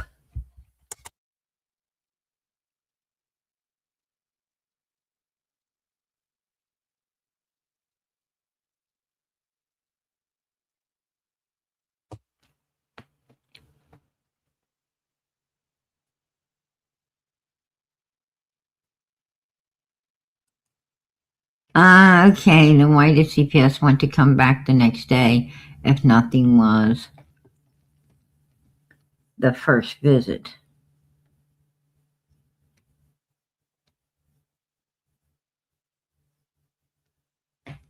CPS wasn't up there. CPS hadn't been at the Wells house for a minute. There wasn't no CPS around there. Matter of fact, the whole damn week of June, there wasn't no strange cars. No strange cars come in there to the Wells house. That's a lie. There was no CPS in there. There was no CPS at 110 Ben Hill Road on the 14th. There wasn't no CPS at the Wells house on the 13th, 14th, or 15th. There was no CPS there at all. Matter of fact, the 13th would have been on a Sunday. The 14th would have been Monday. 15th was Tuesday. There was no CPS there that whole weekend, nor all the way up to when Summer disappeared. Matter of fact, I don't think there was any there the week before Summer disappeared.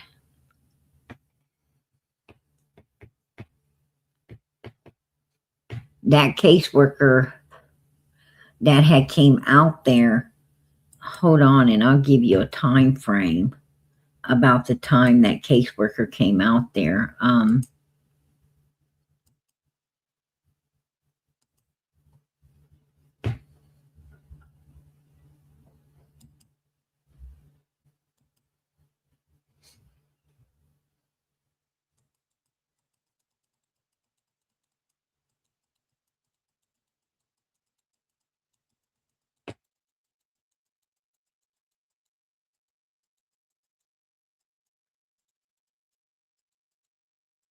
Just give me a minute. Okay.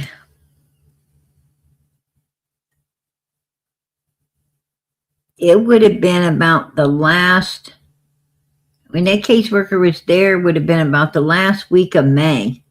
The last time a caseworker been anywhere near Ben Hill Road was like the last week of May. They hadn't been there. Matter of fact, they hadn't even been up there, and they hadn't even made a visit in June. They hadn't even come up there in June. It was like the last week of May. The caseworker, right, Candace? Caseworker was up there the last week of May. I think it might have been somewhere around the 27th, 28th of May. And they hadn't been back. The case wasn't closed, but they hadn't been back. Since, up till Summer disappeared, they hadn't been back. It was like, yeah, they hadn't been back at all. They had not got back up there. They were probably due. To show back up somewhere, within that week. I'd say the caseworker is probably going to show back up around the 17th or 18th, but hadn't made it back. At the time Summer had come up missing, and the case was not closed. Right, Donald? Right, Candace? Oh, how does PG know?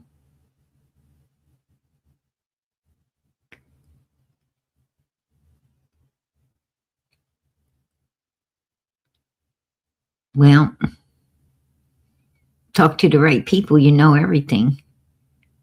Talk to the right people, because I'm going to tell you, people's always watching people. Right? People's always watching people.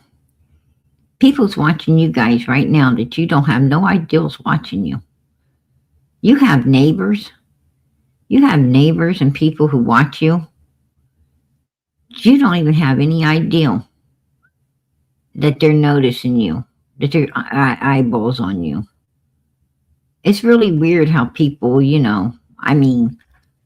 kind of feels like stalking. If you ask me, I don't be watching my neighbors, right? I ain't got time for all that.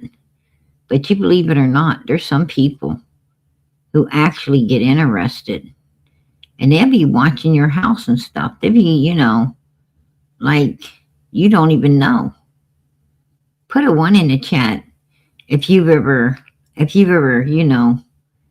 met up with somebody and they're like telling you about stuff, you meet up with them and they're like, oh, hi, how you doing? And then all of a sudden they're telling you about, oh, I saw you planting this in your yard. And yeah, I saw these people coming to your door, and I saw this and I saw that. And you're standing there like, oh my gosh, how fucking long you been watching me? Right? Like you didn't even know. You had no idea that somebody been watching you. And here they are telling you all about it. And it's like, whoa, what the fuck? Yeah. I've had people do that to me a lot. I'm like, really? Damn. I didn't know. I'd have done a better job if I knew you were watching. Right? Like, shit. Yeah, that's what I'm talking about. It's straight up. Straight up, I've had people do that. I'm going to tell you what. I have had men. I've had men follow me. Like, this is no lie. I have gotten home. I have went in the house with my children. Just, been out somewhere. Came home. Went into my house, locked the door. Hadn't been in my house 5 minutes. Hadn't been 5 minutes. You look out and there's some man on the porch. Right? You're like, who the hell is that? You say, hello, can I help you? Hello? This might sound weird, but can I talk with you? What about? Who are you? I was kind of wondering, maybe I seen you at such and such a place a little while ago. Is that your kids? I was wondering if you'd like to go out on a date. What? I don't think my husband would like that. You might want to ask him, right? And you're not, you're not married because your husband ain't no longer with you. But you have to go get his brother. You got to go get the kid's uncle, bring him to the door, tell him to ask the guy, does he want to ask you to take out your wife? Right? So that he can hear a man's voice and get the hell out of there. Yeah, weird, scary shit. To have weirdos popping up at your place, right? I forgot my ID somewhere one time. I was buying something, forgot my ID. I'm sure I left it there, so I call and I say, hey, I think I left my ID there. Right? Well, let me tell you what happened. This guy had gotten off work and he took my ID with him. Instead of leaving it in the drawer so I could come back and get it, he takes it with him. And the guy I'm talking to tells me, I think the other guy might have, that got off work might know more about your ID than me. I said, couldn't it be in a drawer there or something? Ain't that what you guys do? If someone forgets their ID? He's like, it ain't in a drawer, but you might want to call when they're working and talk to them. I said, okay, when are they working? Oh, they'll be work here tomorrow. I said, all right. So I have to call back the next day. I tell the guy, you got my ID? He said, yeah. I said, well, I'd like to come and pick it up. Right? He said, no, I'm going to bring it by your house. I said, what? He said, I'm going to bring it by your house. I said, no, I can come and pick it up. He said, no, I'm on my way there anyway. Okay. I said, why? I was going to come get it yesterday, but it wasn't there. He said, yeah, I know. I took it home with me. You took my ID home with you. Anyway, this weirdo shows up at my door with my ID. And I'm going to tell you something. That was really freaking strange. Really strange. And he's looking behind me. When I opened the door to get my ID, he's staring behind me. Which, my kids' uncles were there. I made sure that I called them, right? I called them. I said, you guys need to come home, like now. This weird guy said he's going to be on his way here with my ID. Don't want me coming and getting it. He wants to bring it. You need to be here. So, they got there just a second or two before he did. They're standing there. I'm not crazy. They seen him walk up there. They seen him ringing the doorbell. They seen me open the door, and they seen this guy with my ID. I'm like, that's the strangest motherfucking thing I've ever seen in my life. There is some real weird freaking people in this world. Real fucking weird. I'm telling you. Why the hell would this guy take my ID home with him? Why the hell would he demand bringing it to me instead of letting me come to get it? This is just weird shit. I don't even know. Yeah, that's scary shit. I had to mother freaking, because I'm a germophobic. I got problems. I got some real serious fucking problems. I'm like, I have to disinfect that damn ID for right now. I had to disinfect it, put it in my freaking wallet, right? Put it in my wallet. I had to freaking, think of 100 excuses why I needed to go to get a new one, right? I had to get a new one because that one just creeped me out that he had it. And I didn't know what he'd be doing with it. That's just gross. That's just gross. You're standing there scrubbing your freaking ID, alcoholing it down. I wanted to seriously, to be honest with you, I wanted to burn it. Right? What the hell? Freaking weirdo. Who knows what he was doing with it? I didn't even want to touch it. I thought about putting gloves on to take it from him. I was like, oh my gosh. But yeah, that's a true story. That's a true story. I mean, if anything like that's ever happened to you, put a 1 in the chat, because that's just creepy. That was seriously creepy, you guys.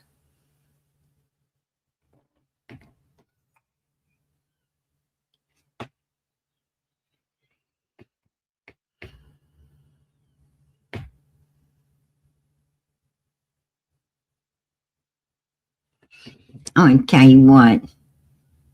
He probably was at home freaking doing some probably sick stuff. Probably looking at my picture doing sick shit. Handling my ID. Right? He probably got it all sticky and shit. Who knows? That's weird. Then he wanted to make sure that he brought it back.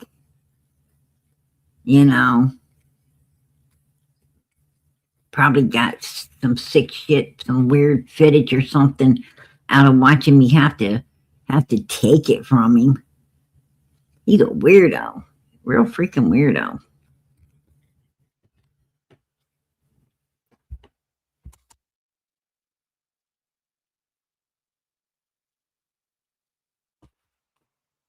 Yeah, see, I didn't see no ones. That weird shit must only fucking happen to me. It must only happen to me. I gotta wonder why.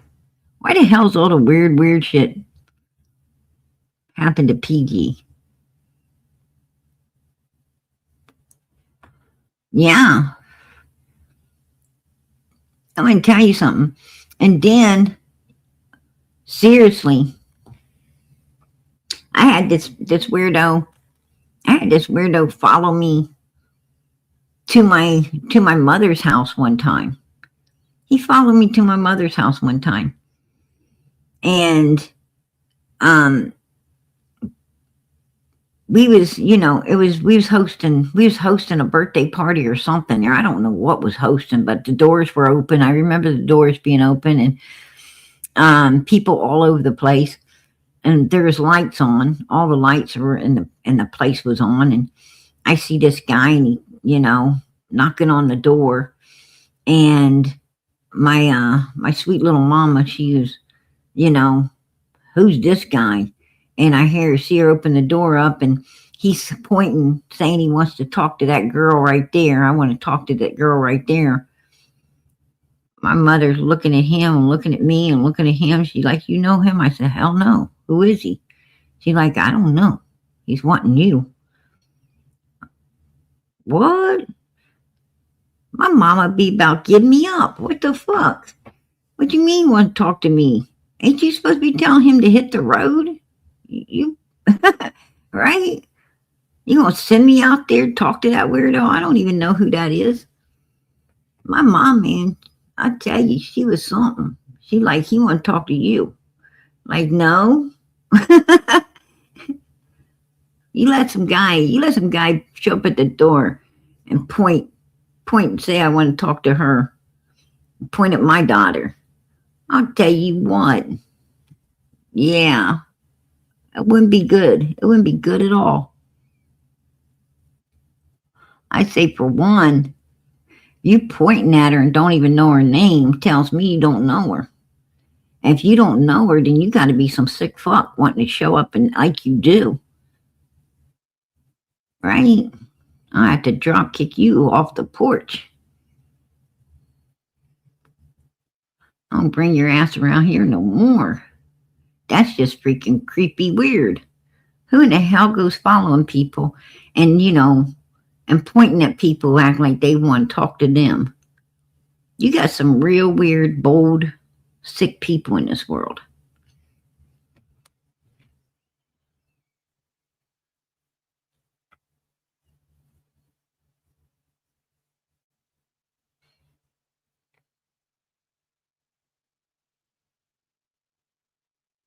Whoa.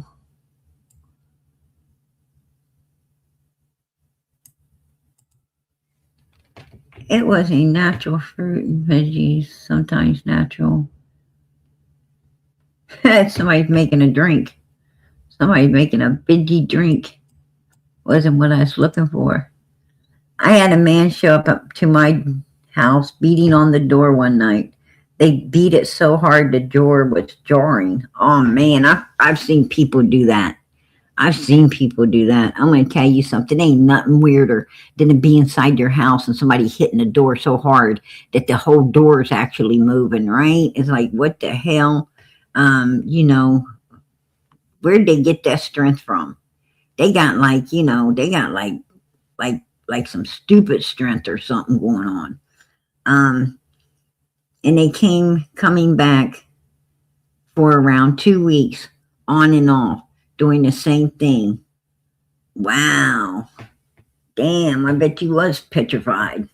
Absolutely. That's insane. Yeah. I'm going to tell you what. They wouldn't come back to my place. That would have been all bad for you. I'd have been all bad. I told him, knock one more time. Knock one more time, mother freaker. You won't be knocking no more. All right? You won't be knocking on anybody else's door. Don't knock on my door like that. That's just a no-no. That tells me that door could come open any minute. And it's called survival. You have a right when people's bringing your door, vibrating your door like that. You got to do what you got to do.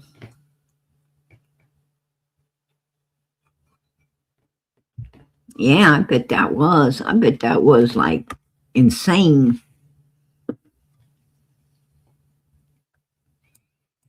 I've had a lot of weird things, like where I came from. I'm going to tell you, I had, when me and my kids, it was right, I think it was right after or right before my husband had passed away. I don't remember. He wasn't there. He must have, because he was in a hospital a lot. So I don't know if it was right before or right after. Don't hold me to it because I can't 100% remember, you guys. But I know he wasn't there. That's what I'm saying. And there was this, it was cold. It was, real cold outside, like ice, right? It was freezing cold outside. And this weirdo came up, to the door. I don't know where he came from, whatever.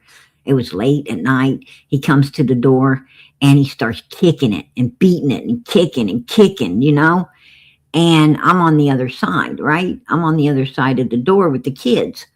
And I'm like, oh my gosh, because I could, see him. I could see him out the window. I could, see him at the door, going mayhem outside there, kicking and carrying on. And I'm going to tell you what, I started to pray. And this is no lie. I am not lying to you at all. I started to pray. I started praying to God because, me and my kids were on the other side of the store. And I start praying to God. And I'm going to tell you something. The next thing I know, I'm peeking, peeking out, looking. And the next thing I know, this guy goes to kick and he slipped and dang near got broke. He freaking about got broke on, sliding out there. He about broke his ass out there. And it must have hurt him pretty good because all of a sudden he, yelped out, like somebody in pain. And then he kind of crawled, to get up. And he stumbled away and down the road, and I didn't ever see him again. I didn't see him no more. But that is a true story. That is a true story that happened. Absolutely a true story. I was like, wow. I ain't never seen nothing like that. But I want to tell you what, God answered my prayers. He answered my prayers. Because, I was praying. I said, Lord, I don't want to hurt this person. I don't want to hurt this person. I mean, I was on the other side of the door, and if I had to, but I didn't want to. And, and next thing I know, like I said, he naturally got hurt.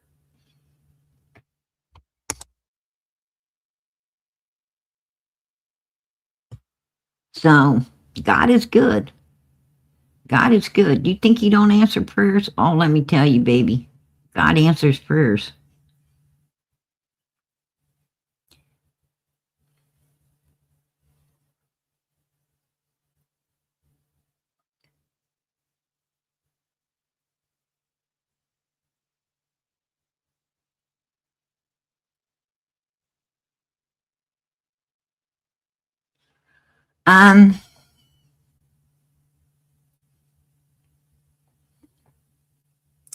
Who keeps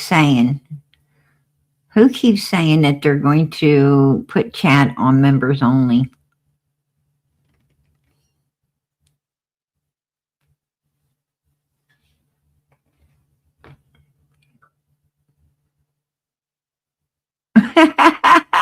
She said he would give Uncle a run for his money. Who says they're going to put the chat on members only, DJ?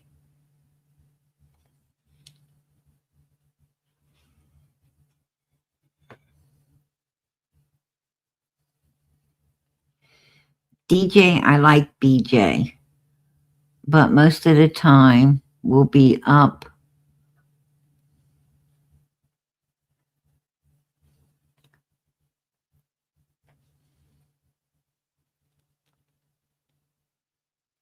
Brittany J. I don't even know who Brittany J is, to be honest. I have no clue.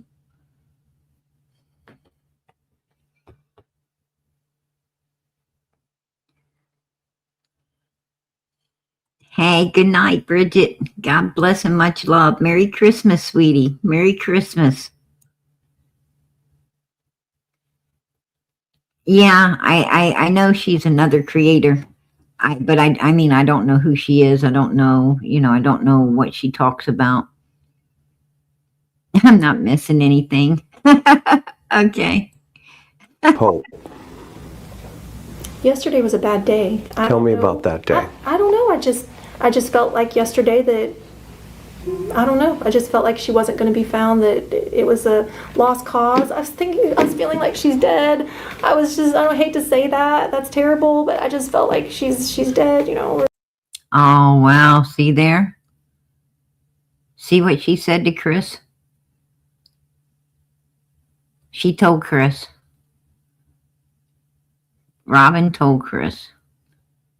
She knew, she just knew. She had that gut feeling that Summer wasn't with us anymore.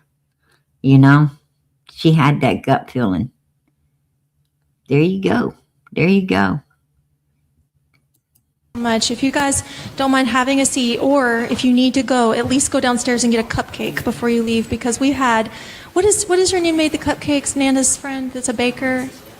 Where'd she go? Does she have to leave? Oh, she's downstairs. Okay. Listen, guys, the downstairs has a bunch of cupcakes.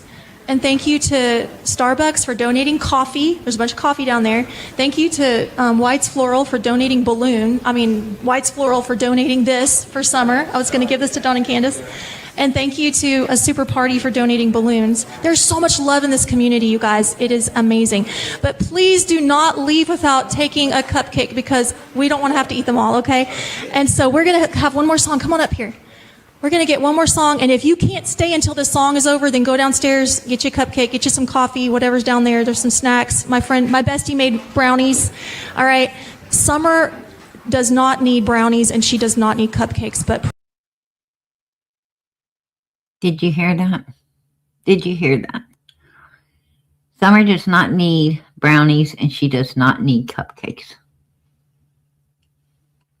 She does not need brownies. She does not need cupcakes.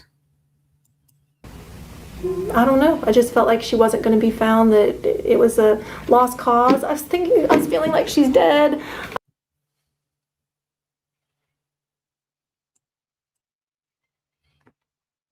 She's feeling like she's gone. Robin knew. Robin knew. She'd been around the wells enough. Robin knows people. She's been around lots of people in her life. She'd been around the wells. She knew the wells pretty good. She knew when they was acting normal. She knew when they was acting weird. She knew. You know, like she said, that search was a lost cause. You know, they wasn't going to find nothing. Even Robin, she knew. She knew, you guys.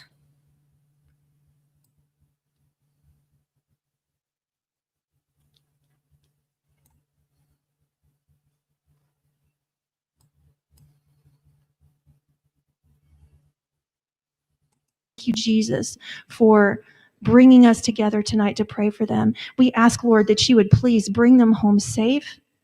We pray that until then, you would cover them in your love. Let them feel your hug over them. Let them know, Father, that you are not like their abuser, because we know oftentimes children look at a father figure and a Father, let them know that you are not like their abuser. Now, she's praying for the Wells children. She said, Father, talking to God, please let them know that you're not like their abuser. Robin had insight. Robin knew. She knew all the things going on that hill. She knew. Imagine that God of the universe is like this man that's raising them or hurting them. Father, I pray that you would speak your words of truth and love to these children, that they would feel your love for them and hear your words whispered in their ears, that you love them and that you want to restore them and that you are going to take care of them and see them through and hold their hand through whatever trials they're facing. I pray, dear Jesus, that in a mighty way you would comfort them, that you would hold them and love them. We thank you, Jesus. There you go. There you go. She knew. She knew. And I think that's why, she's backed away from the Wells. If everybody's took note, Robin backed away from the Wells at that vigil. At the vigil. Right here. Right here. Thank you to A Super Party for donating balloons. There's so much love in this community, you guys. It is amazing. But please do not leave without taking a cupcake, because we don't want to have to eat them all, okay? And so we're going to have one more song. Come on up here. We're going to get one more song, and if you can't stay until this song is over, then go downstairs, get you a cupcake, get you some coffee, whatever's down there. There's some snacks. My bestie made brownies. All right. Summer does not need brownies, and she does not need cupcakes, but I believe this woman knows. That's my opinion. She knows. She knows that Summer, I believe Robin knows Summer didn't get out of that car. She didn't plant no flowers, wash no hands, get no candies. She didn't get abducted and she didn't get wandering off. I think Robin knows who the real suspects in all of this are. And I think she knows that the reason behind destroying Summer was due to severe abuse at the hands of her parents. That's my opinion. I'm going to keep it. I'm going to keep it. I think right here was pretty much when Robin was done, when she was done with the Wells. Just saying. That's when she was done with the Wells.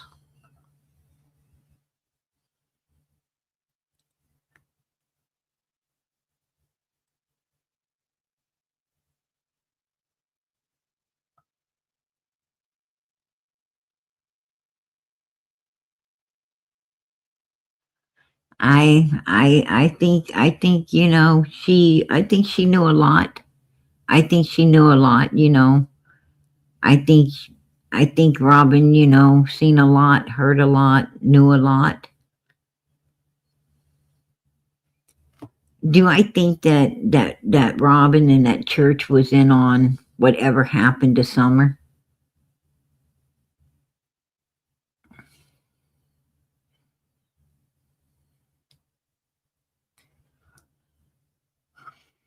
I don't know. I don't know. I like to say no. I like to say no.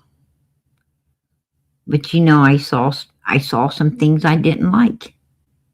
Right? I saw things I did not like. I saw, you know, the weird David Dotson waving and taking interest in Summer inside the church, and I seen Summer all crunched up against Robin looking scared. No child should look that way. No, you know, the only reason children look that way, afraid. The only way that a child looks afraid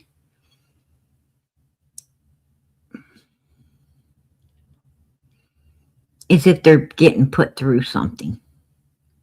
If they're getting put through something.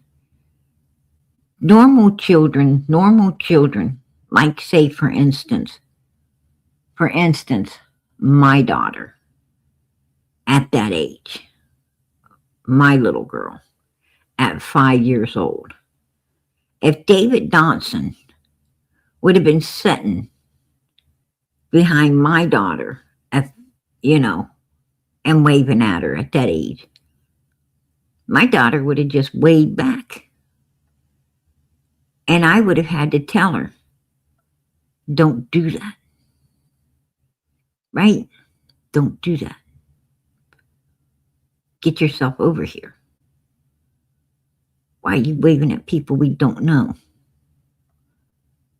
You know, because that's how kids are. Kids come from a normal home that's loved and cared about and everything. They don't look afraid. You know, they don't have no reason to be afraid. They haven't ever been put through nothing to be afraid of. You know, they think everybody's nice. They think everybody's nice, like grandma and mommies and grandpas and aunties and uncles.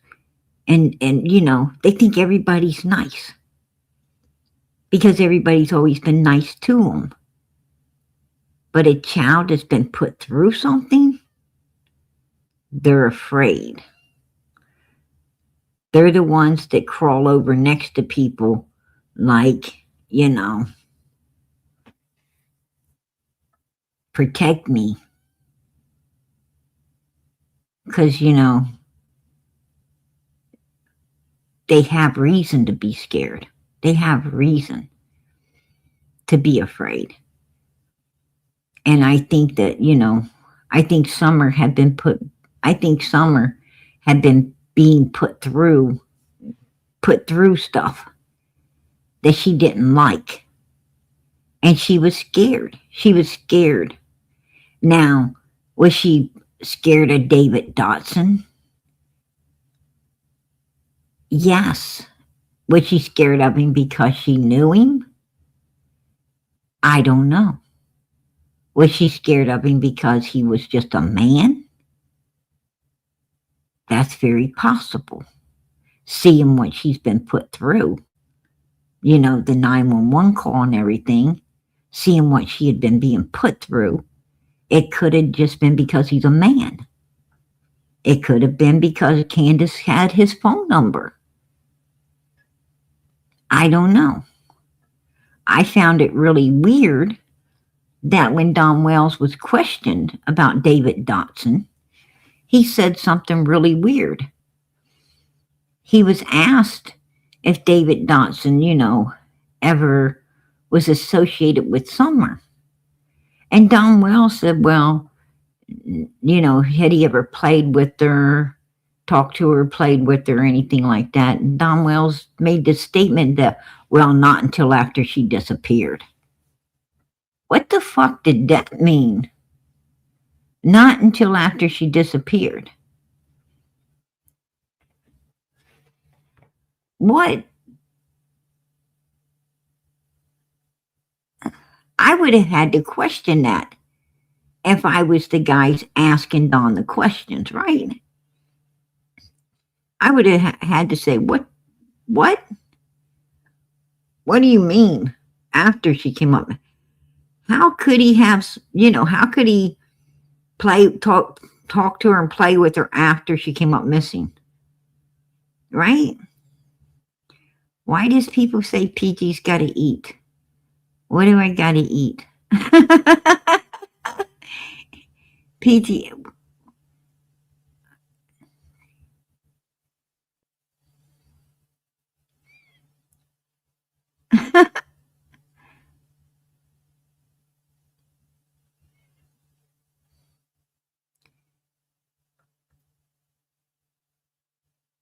Oh, I didn't know that.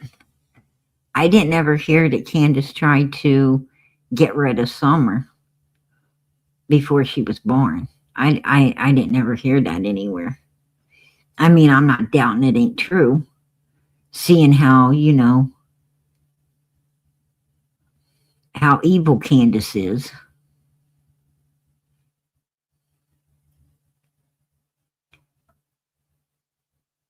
Yeah, they are shady. They are shady, Reba. I gotta admit that. They are shady, girl.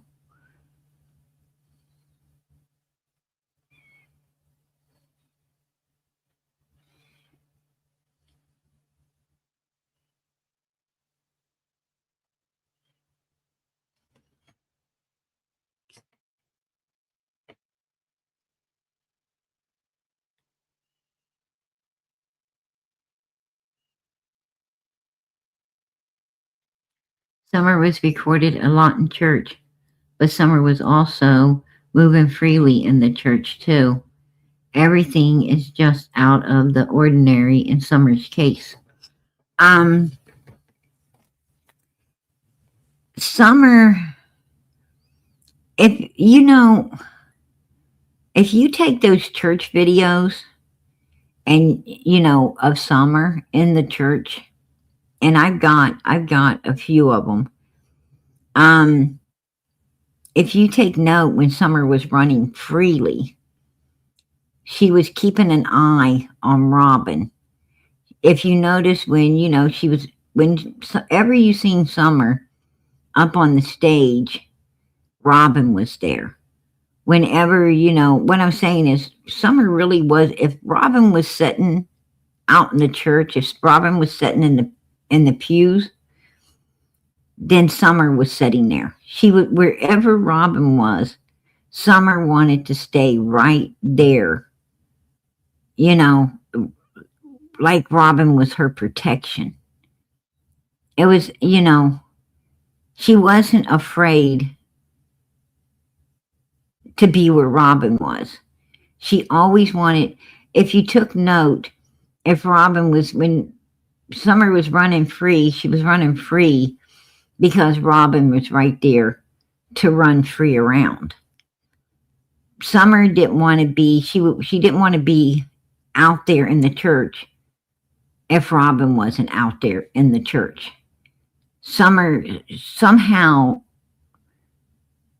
didn't feel safe. She didn't feel safe outside of Robin's presence inside that church. That's what I'm trying to say, which is really weird. Which is, that's weird.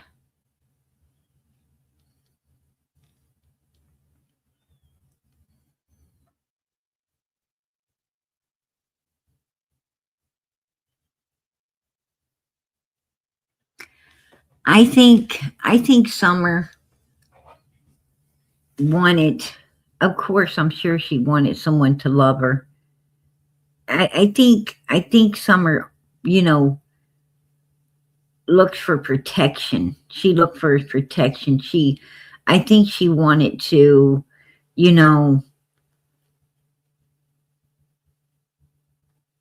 be Robin's child. That's my opinion. I think Summer wanted to be Robin's child. I think she wanted protected. I think she wanted, kind words. I just think that Robin always, said kind things to Summer all the time, like builded Summer up. Oh, you're pretty today. Oh, you're so smart. Come on, help me. You can do this, and I think she gave, Summer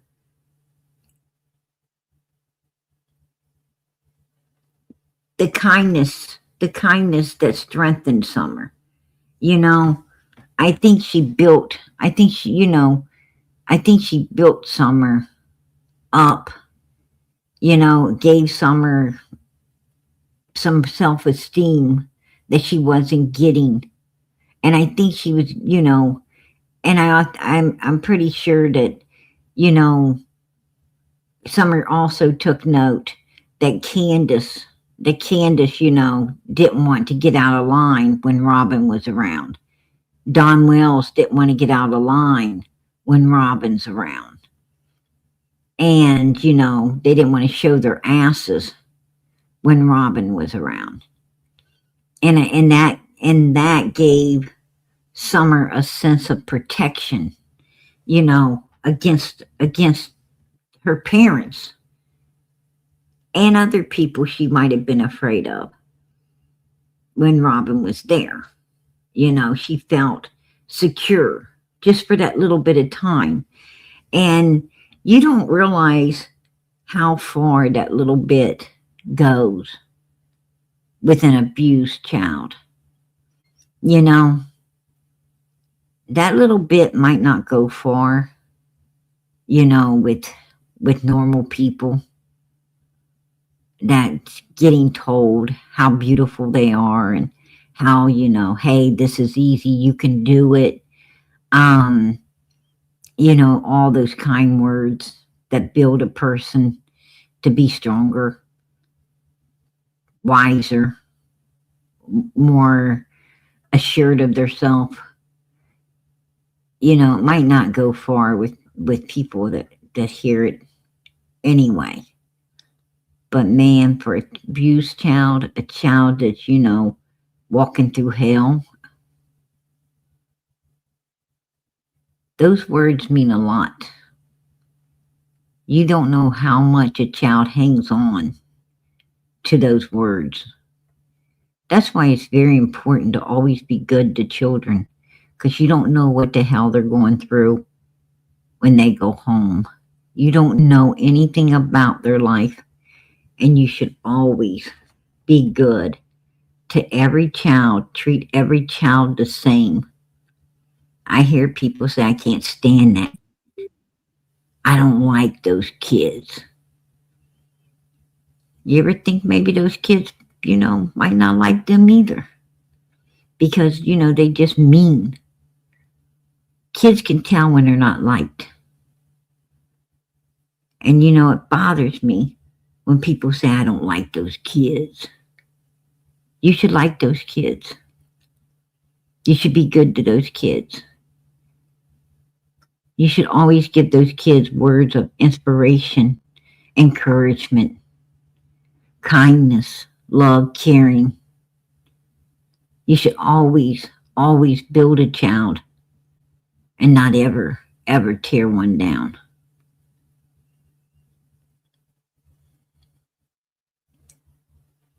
Kindness goes a long, long ways. You should always tell a child, it's beautiful.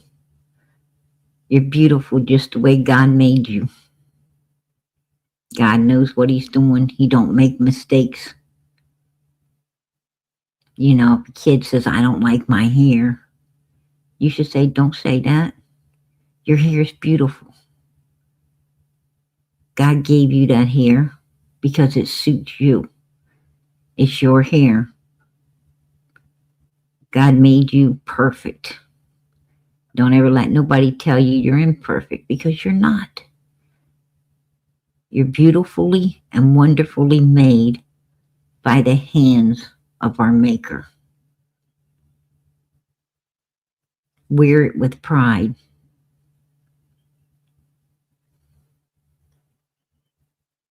Build a child up. And I think that's what Robin did. I think she built these children, especially Summer. Summer needed it. Summer needed that inspiration to keep going. That little bit of freedom helped her meet and walk through that hell again. It helped her meet and walk through that hell again. Because while she's walking through that hell, she's thinking about those few minutes of peace she had. It helps her to keep going. And she's focused on being there and hearing kindness and getting that freedom again. That strength she needs to walk through hell one more time.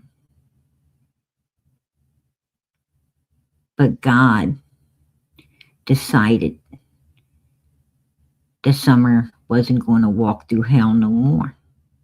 And neither was her brothers. And God did what God does. I truly believe that Jesus took the hand of Summer at that swimming hole. And he said, your pain and your misery and your suffering, honey, is over. You will not have to go through this anymore. And neither will your brothers. And I think Jesus took that little girl home, where she'll be forever loved, forever protected, and forever watched over.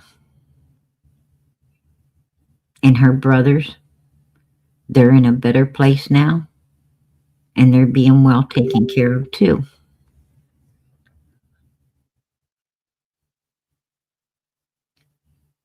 As it should have been done long before Summer went missing. Summer should have been taken just like the boys, and she should have still been here enjoying life with her brothers. She should have had the opportunity to go to school, to go to college, to get married, to have her family, to be a mother, a wife, a grandmother, a great-grandmother. She had every right to live her life and become somebody in the future.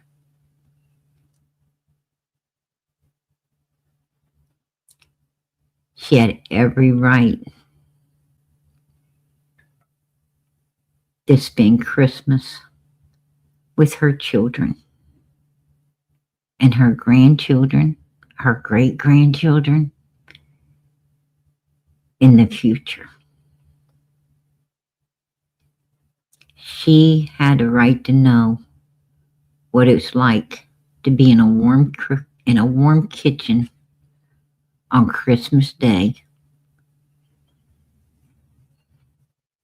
smelling all the food, laughing and joking, and having a wonderful time opening presents and watching the smiles on her loved ones' faces. She had a right to be out there shopping and picking out stuff that she loved and she loved to give to other people. This little girl had a right. The people that didn't have a right was the evil fuckers who took her out of this world because they wanted to use and abuse a child for their own self-satisfaction.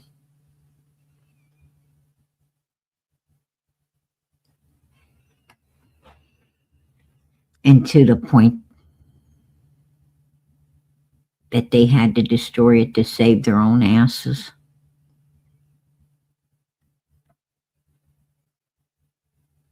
That's my opinion. I'll keep it.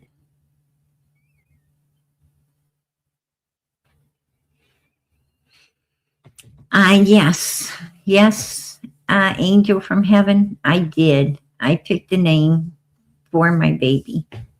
Absolutely. I have got a name for my baby.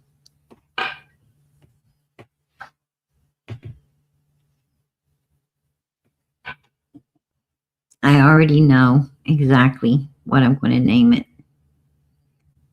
And somebody's going to be like, she called her baby an it. Peachy called her baby an it. All right. It's as much trouble as it's put me through, right? Much pain and everything it's put me through right now. It might be an it. I don't know. It might come out looking like a little clown. All right. I have a little it. Anybody ever see the clown? It. It might be my baby. I don't know.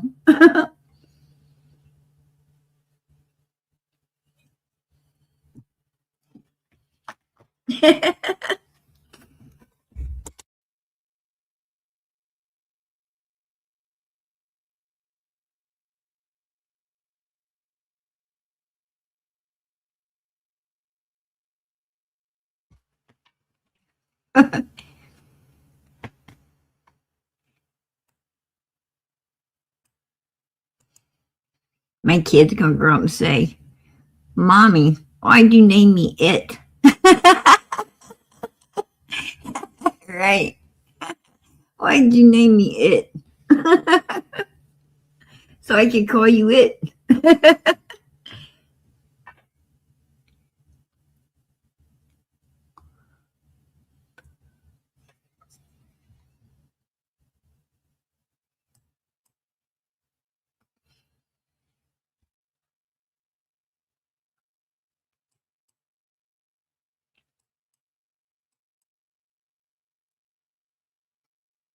Oh, I can't tell my baby's name. I ain't that stupid. All right. PG's not that stupid. I can't tell my baby's name. That's like that's like that'd be handing the enemy over there, the haters, a gift. Right? I ain't giving the haters no gift. That's for sure. Right? We gotta keep the baby's name secret.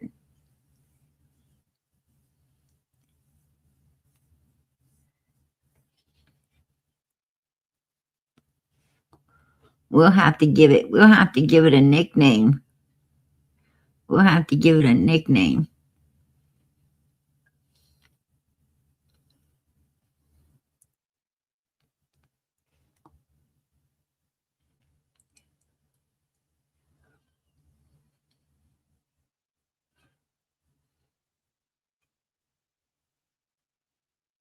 you know, you feel so bad for these missing kids out here, you know, and you get attached to these kids. You get attached to Summer, Quentin, you know, Sebastian, Michael, Jack, and little Lily. You get so attached to these kids, you know.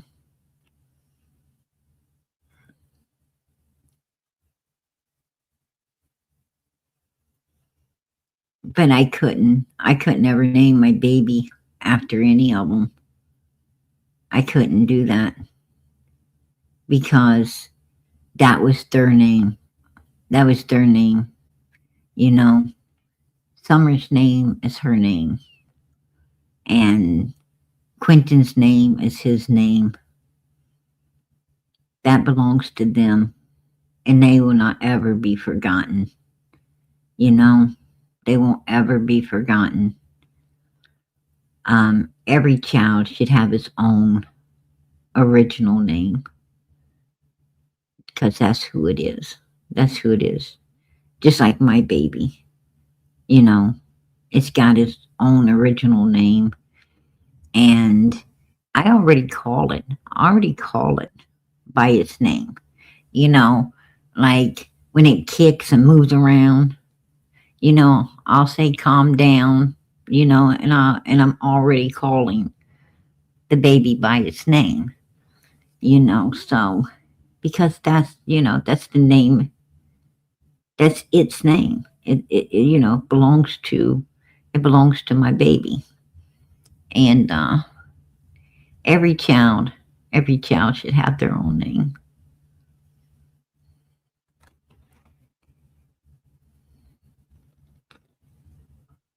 Absolutely.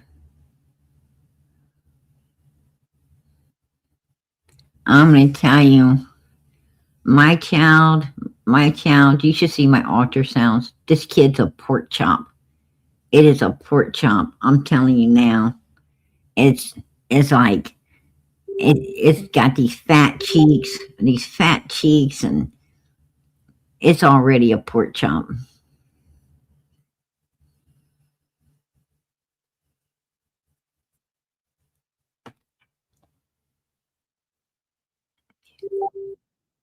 Yeah, I know if it's a boy or girl. Absolutely.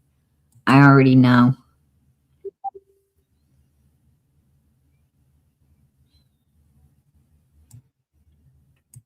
I definitely know.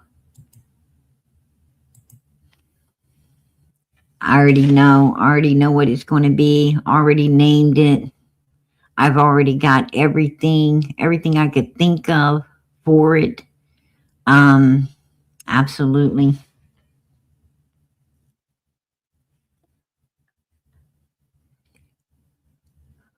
I done went out and bought tons of baby clothes, tons of everything. I've got everything. I got the crib bed. I've got the bassinet. I've got, you name it. Trust me, PG's been out there grabbing it. What I don't grab, my husband grabs. What he don't grab, the uncles grab. What they don't grab, my kids are grabbing, or auntie, my sister, you know, she's showing up with one thing after the other. And yeah, baby won't want for nothing, that's for sure.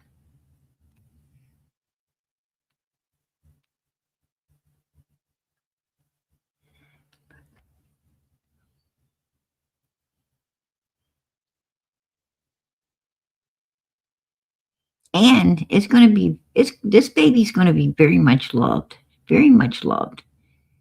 It's got me and its daddy, and like I said, it's got uncles and aunts, and it's got all of his brothers and sisters, and it's got, you know, it's got so much.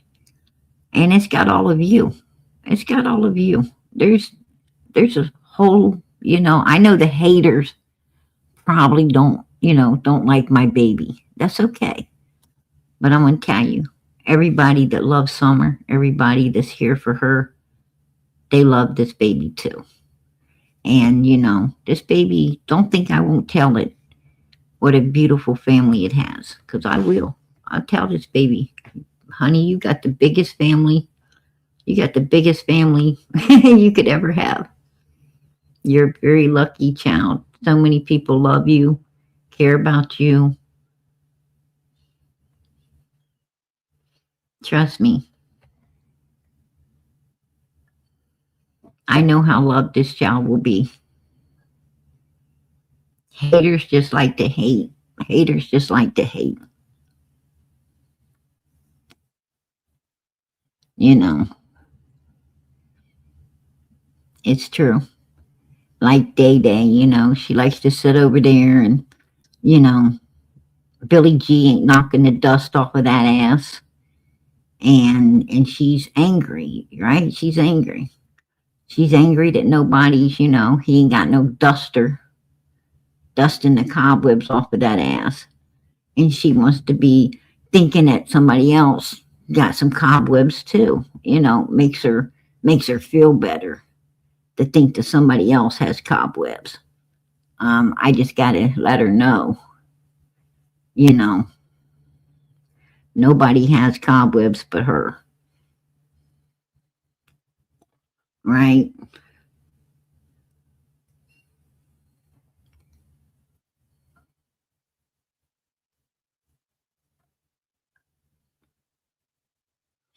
She's probably singing that song.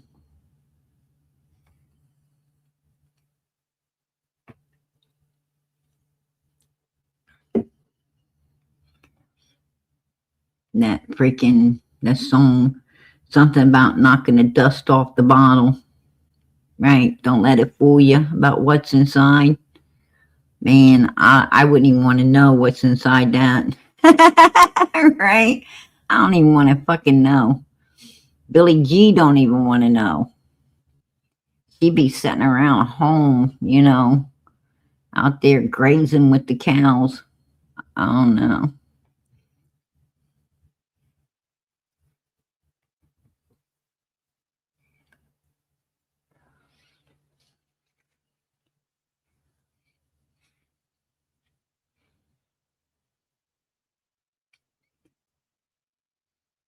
Oh yeah, I'm gonna tell you. I'm gonna tell you what.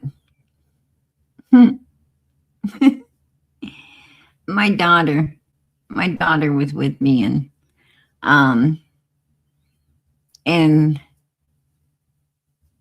I seen this pocketbook. Oh boy, did I love this pocketbook. It was beautiful. Right? My daughter, she like, because I've been telling everybody that we got to cut corners. We got to cut corners because we have to get the stuff for the baby, right? And that's all I've been saying. I know we can't afford this, and no, we can't afford that because we got to get this for the baby. We got to get that for the baby. And, so I've been, we can't get this, we can't get that. And they're good. They're very good at understanding, I gotta hand it to my kids. When I say we gotta cut corners, they're not like, oh, and why? And they're like, oh, okay, that's good. That's fine. We don't need it. These are like good kids, really good kids. And better than I should deserve probably. But anyhow, I seen this pocketbook and I was really, I was really giving it a once, twice, 3 times, or maybe 4 or 5 times over, And my daughter, she takes it, she puts it back. She said, we're cutting corners. we got to go look at the baby stuff. We got to get stuff for the baby. I had to laugh. I To be honest with you, I had to crack up. I even had to sit down. I had to sit down in the shoe department for a minute and just laugh because I got my own words used against me.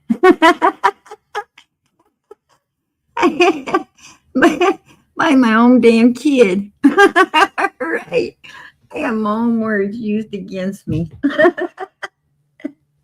I was I was asking myself, how does this feel? Right. I'm going to tell you. Kids, man. Kids say the damnest things, right?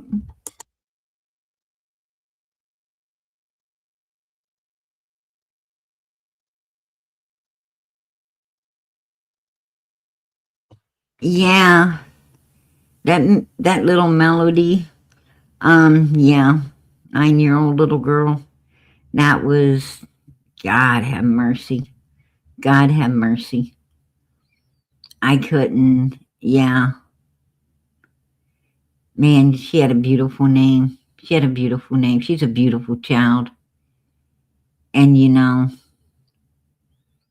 I just don't understand.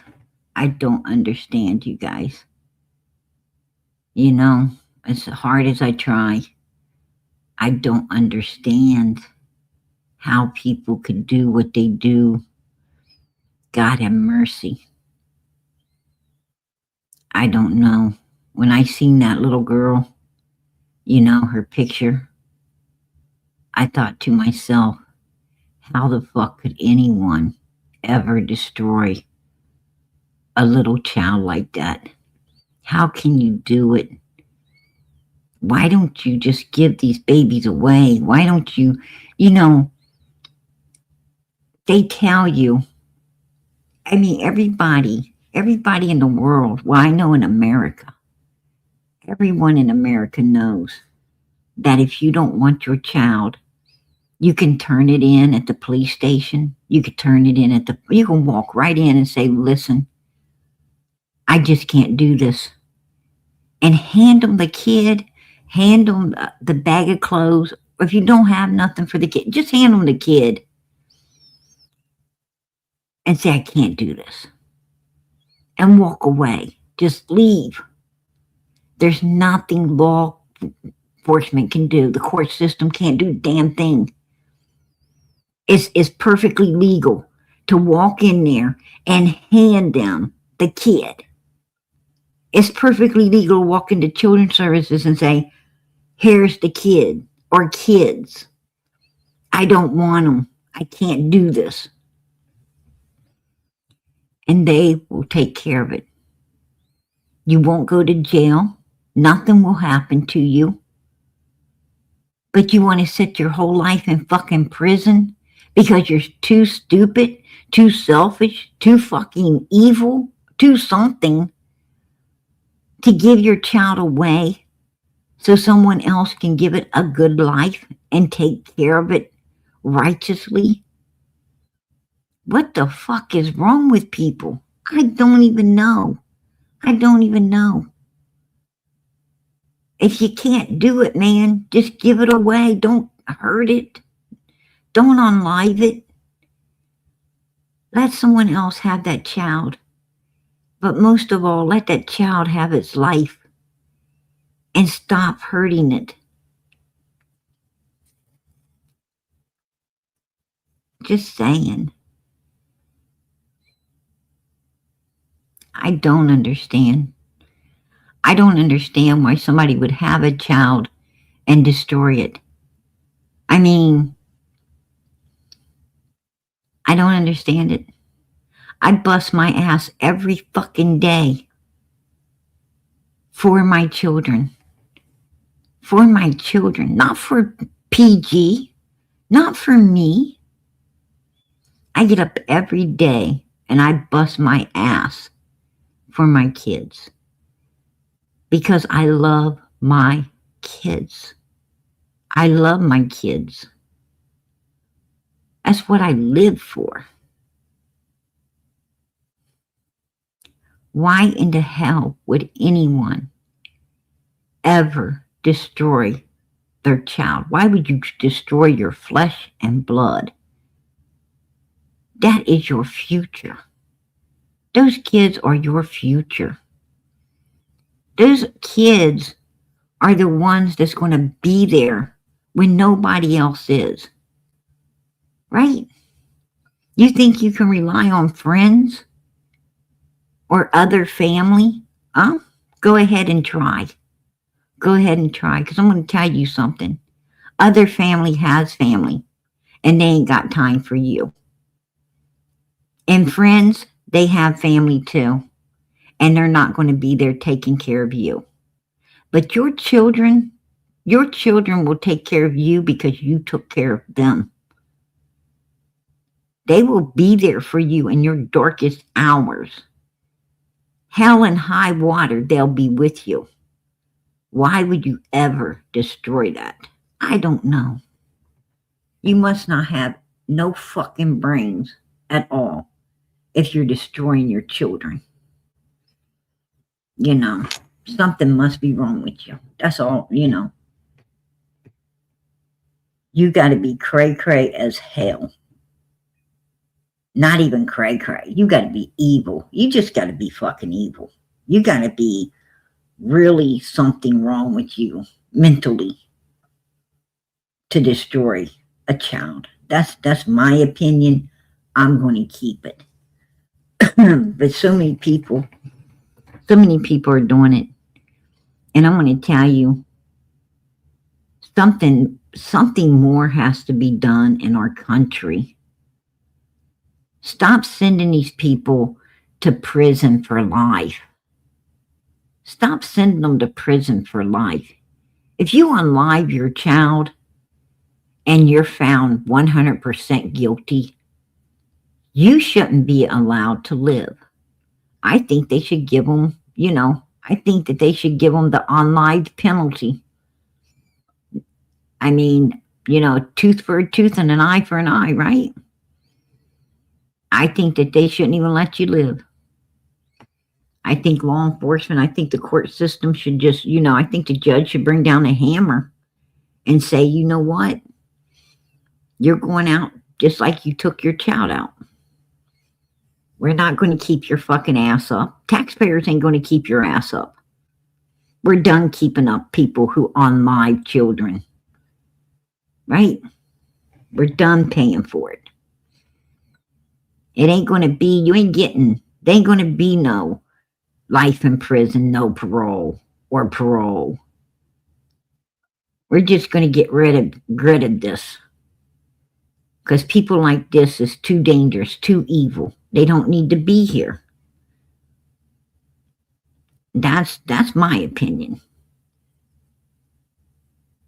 And I'll tell you what, if these people knew that they're not going to get 3 hots and a fucking cod anymore, that they're going to, that they're going on out of this world, they stop hurting these children. They would stop. They stop bothering kids.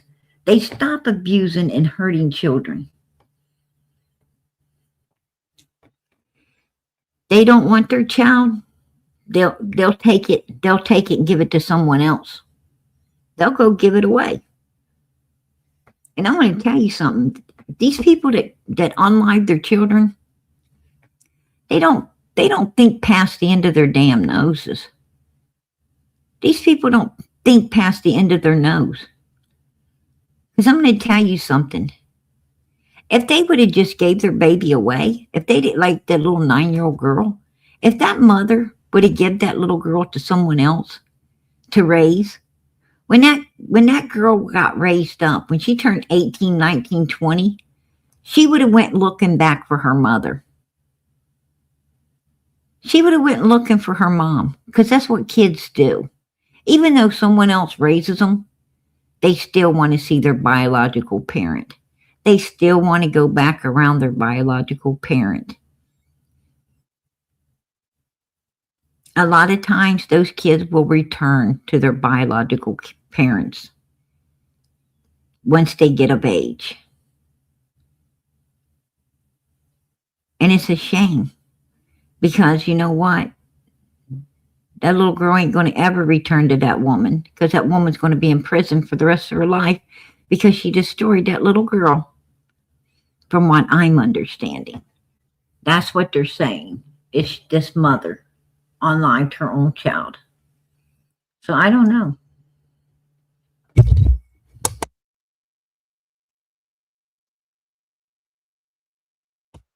You know, I have no idea. But, you know, she ain't got a chance of ever seeing her daughter again because of what she done to her daughter. You stand a chance. If you give your child away for other people to take care of because you can't, you got a chance of seeing that child again someday. Reuniting with that child. But you ain't got a prayer in hell reuniting with it if you want to unalive it or destroy it. It ain't ever coming back. That's just crazy. It's just crazy to do stuff like that. But if you're going to have children, if you're going to have a child, raise it. Don't have it if you ain't going to raise it righteously. Why in the hell are you even having a child? Well, it's like Candace. Why didn't she keep them crusty, them fucking crusty legs together if she was just going to destroy these children? Why didn't she just keep her crusty legs shut?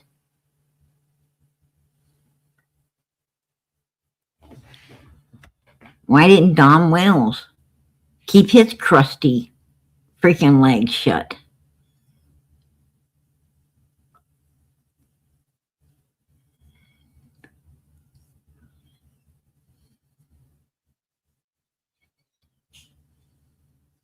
I don't know.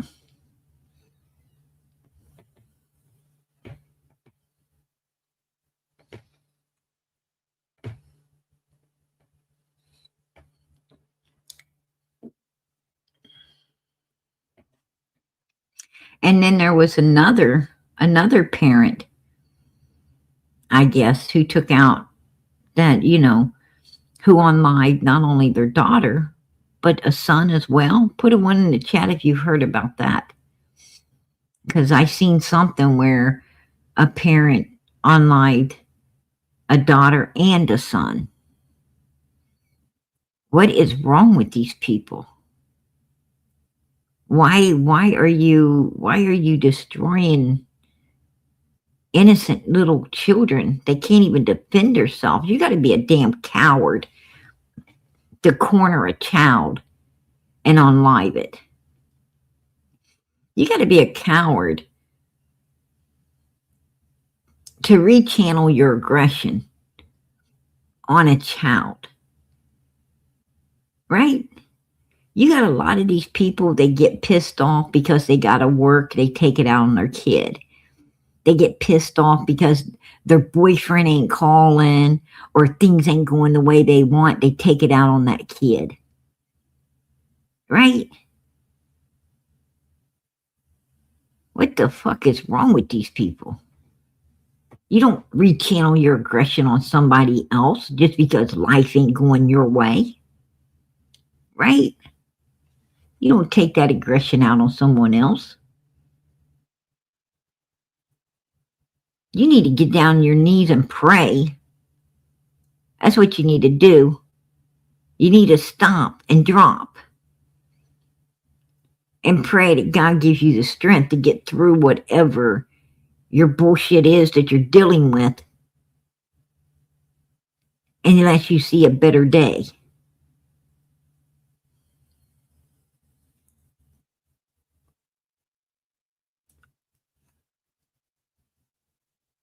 Rechanneled aggression is an ugly thing. It's an ugly thing. And it's not hard. It's not hard to be upset about something and take it out on other people. It's not hard to do that. That's easy, but it's the coward way out. It's a coward way out. When I'm upset about something, I don't take it out on people around me. I don't do that. I get upset about something and, you know, I think of a solution, right? I think of a solution to the problem. It's my problem, nobody else's. And I think of how, you know, how am I going to deal with it? I need to find a solution. I know what the problem is because it's my problem. And I need to, you know, set it aside until I can figure out what to do with it and treat everybody around me with love, kindness, and caring. And if I can't figure out how to handle that problem, then I need to take it to God. Somebody that can handle it.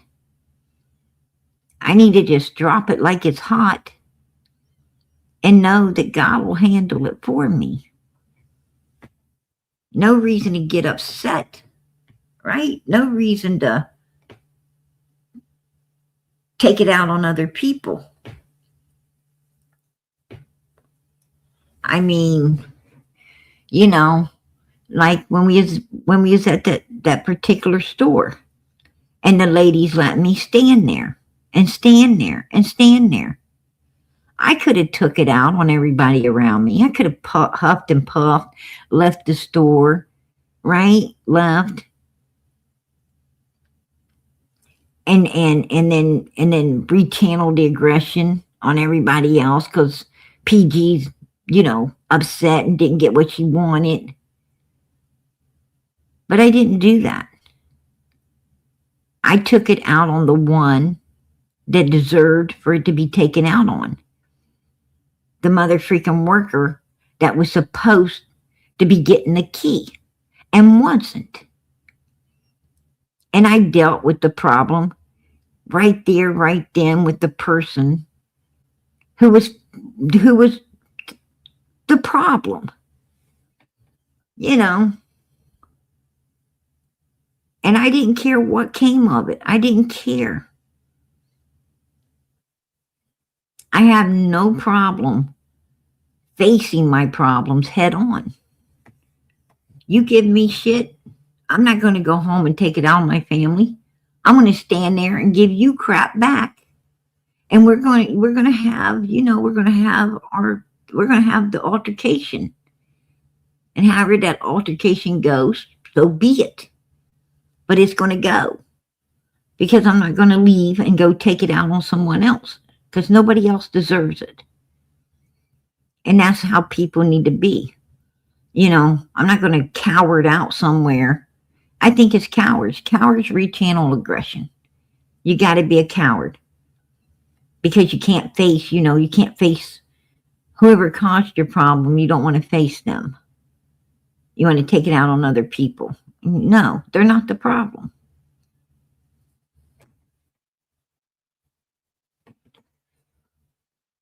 That's just, you know. But I think that little Summer and her brothers got a lot of rechanneled aggression because everything wasn't going Can's way or Don's way or Gran ass way. And those kids put up with a lot of rechanneled aggression on them. And the same way with baby Quentin. I think baby Quentin got a lot of aggression taken out on him that didn't belong to him. But he had a coward for a parent. He had a damn coward for a parent that didn't know how to channel her aggression where it belonged instead of out on her children. And that's a problem. And a lot of people have that problem. And they live for many years with that problem. You know, and that's the problem of like Day Day. Day Day likes to rechannel her aggression. Tries to rechannel it on PG all the time. You know, she needs to be rechanneling that aggression on Billy G, who's trying to run away from it all. Right? Rechannel it there. Rechannel it on the one that ain't wanting to knock the dust off the bottle.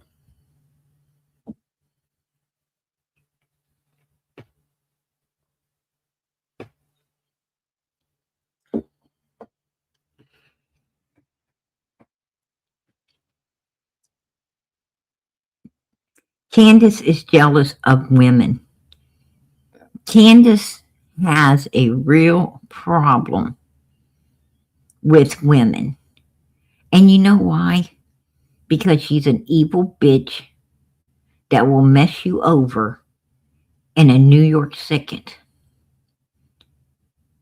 She will mess you over.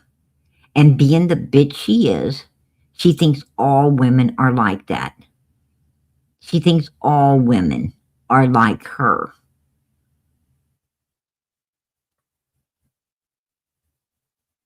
Because she isn't educated enough to understand anything different. That's the problem. Put a 1 in the chat if you agree. I've seen a lot of bitches like Candace. I've seen a lot of them like Candace. That's just jealous. They want everybody looking at them. They can't stand anyone else getting a lick of attention but them.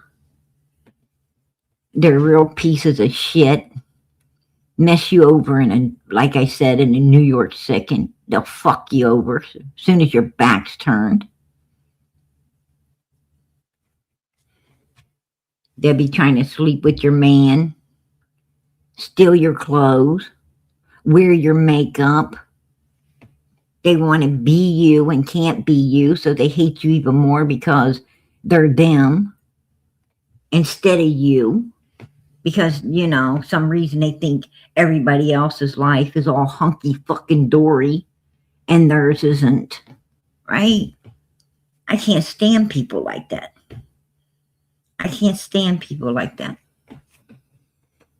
The people that I want in my life are the people that have the same morals that I do. Other women's men are off limits. You don't go around their man at all. If you call and their man picks up the phone, you asked if they're there. If he says no, or they're busy, you say, have her call me when she gets a chance, and click that phone right now. You click it. You don't talk to him. You don't say, how you been doing? How's the kids? How's this or how's that? You hang the fuck up. Because you don't talk to other women's men. You have respect for other women. I don't care if they're your friend, your coworker, or just a woman that's, you know, just a neighbor or a woman you don't even know. Stay away from her man. You ain't got no business there. Stay away from her boyfriend. You respect her boyfriend just like you would her husband. You want a boyfriend or husband, you go get your damn own. You go find somebody that's single like you, and you get with them. Those are the people I like.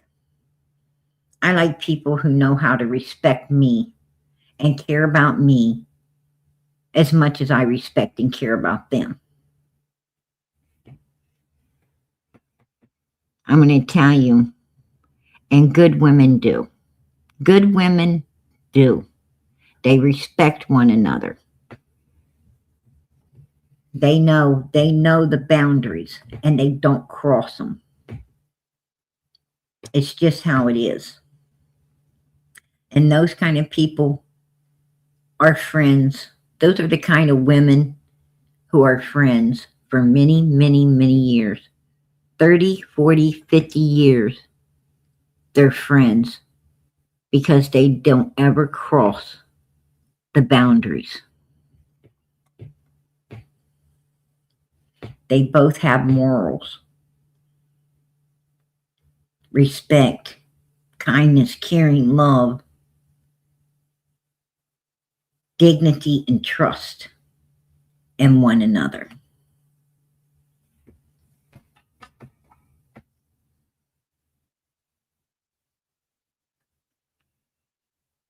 something this world don't seem to hold much of any longer. And it's sad. It's sad.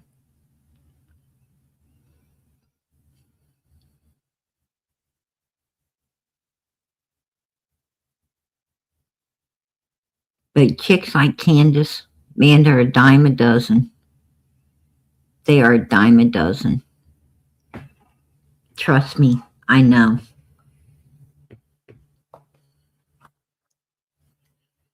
I used to hang at nothing but nightclubs, one nightclub after the other, house parties, hotel parties. You name it, I was there. And I tell you what, you want to talk about some immoral shit? I seen it. I couldn't believe some of the stuff I saw. I couldn't believe that, you know, I couldn't believe that these ladies would let people use and abuse their bodies like that. It was hard to believe.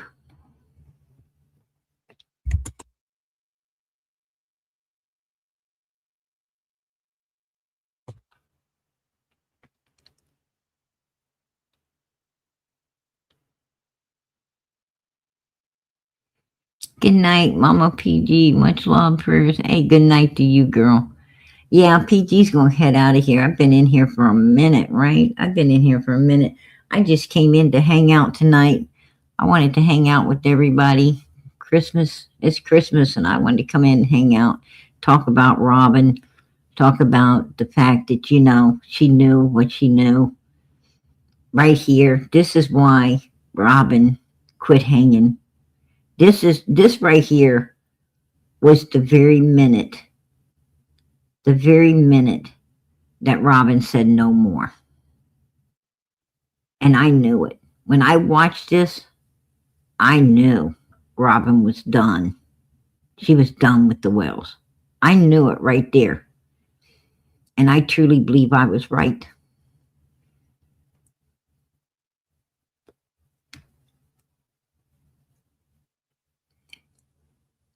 Would blow my mind.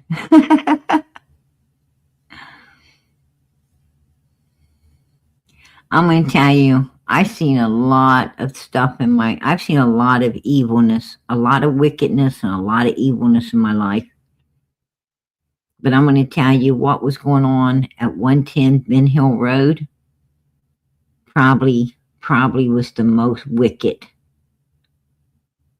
and evil ever. What Don and Candace and Pamela Wells, Donald Wells, Candace Wells, what those people were doing, what the operation they were running, and the stuff they was doing that involved children. Oh my God, you don't get no worse than this. You just don't. I mean, that's probably as sick as you go, right? I don't think there's a higher level of evilness than them motherfuckers. That's the truth. I just really don't.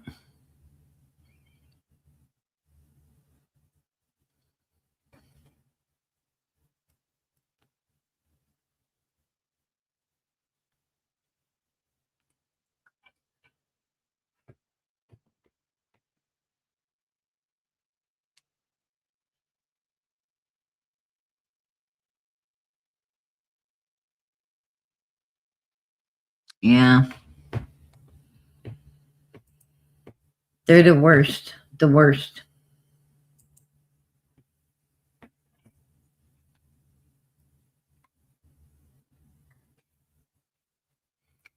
I'd like to take a vote real quick before I leave out of here, before we send prayers up and we leave out of here tonight. I'd like to take a vote. How many of you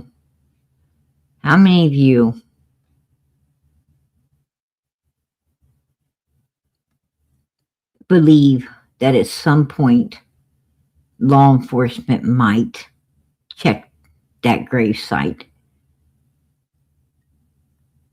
How many of you believe that they may check Morrison Cemetery to see if Summer is underneath that grave? Put a 1 in the chat if you believe that they might at some point go over there and check to see if she was indeed put under that grave site.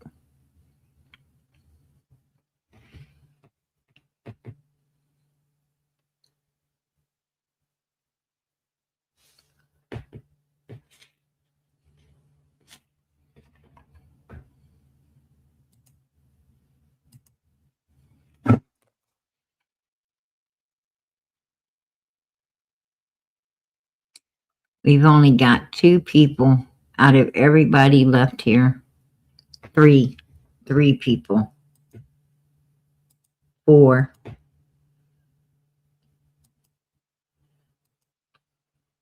6. You know, we got to keep praying. We got to keep, with God, all things are possible. I know this. I know with God, all things is possible. We got to keep praying that that gravesite gets checked. We've got to really ask the Lord to please let law enforcement listen. Let them hear our cry. Let them go and seek this child in that graveyard. Let them go and see if she's there. We have got to really pray for this baby, and we have got to really pray that law enforcement does their job. And please let us know if that baby's there or not there, right? In the name of Jesus. We really need to know. And we've got to pray on this, you guys, because I'm going to tell you what, without God's help, we're not going to get Summer found. We're not going to get her found.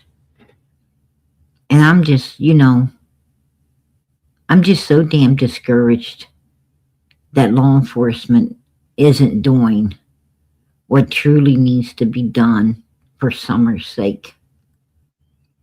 I'm really discouraged. And I know you're discouraged too.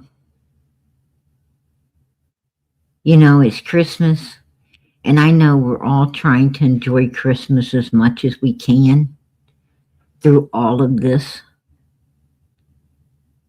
And you know what's really sad about this whole thing?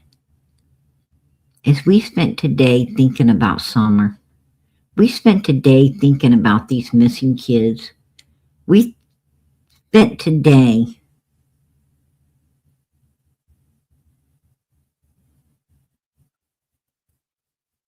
doing all this stuff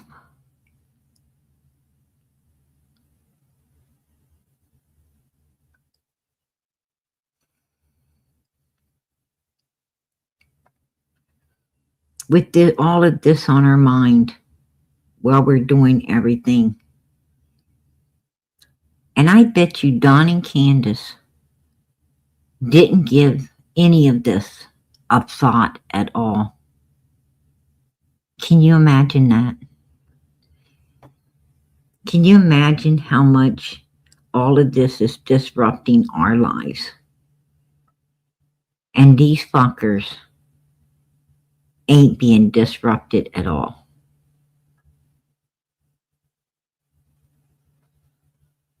Because they don't give a damn.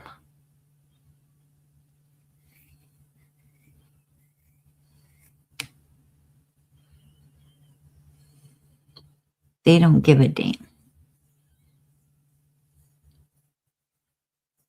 And you know something? that is even more reason why we need to pray harder and to work harder to get this baby found.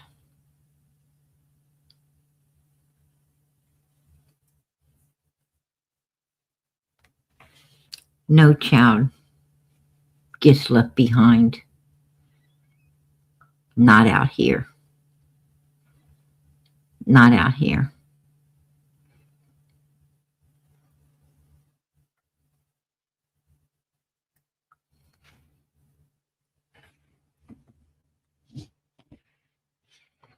Keep those prayers going up, you guys. Keep them going up.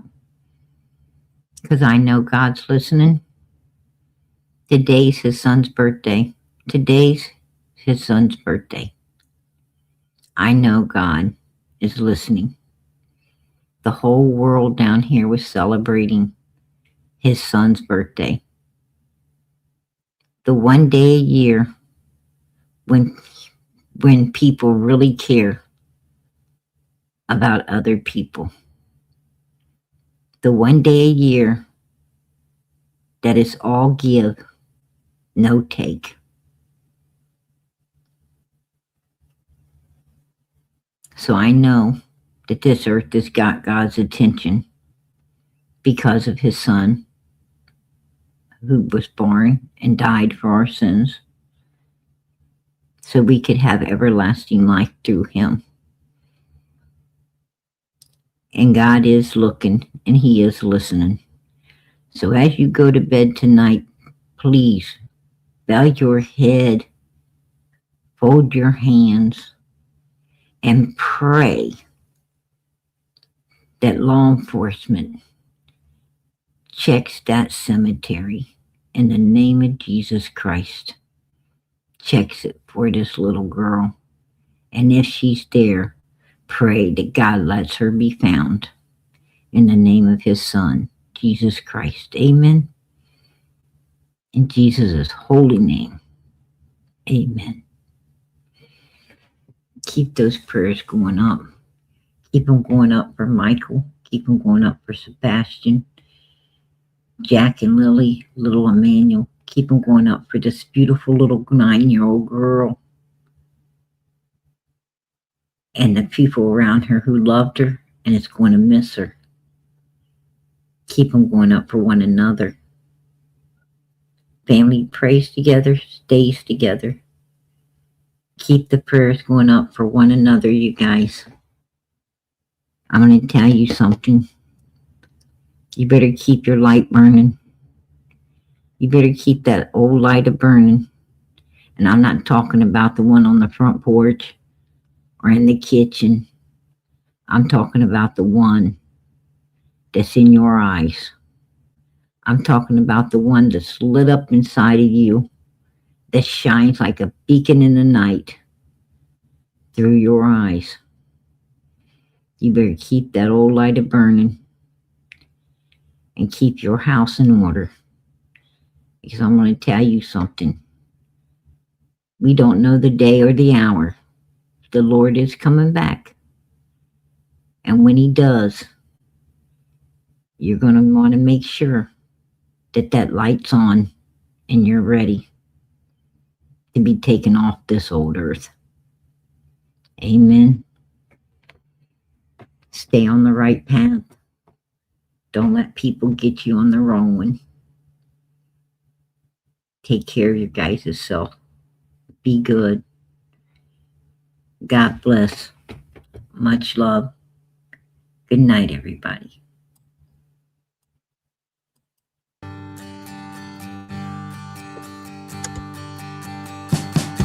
We wish you a Merry Christmas. We wish you a Merry Christmas. We wish you a Merry Christmas and a Happy New Year. The tidings we bring to you and your kid. We wish you a Merry Christmas and a Happy New Year. Now bring us some figgy pudding. Now bring us some figgy pudding. Now bring us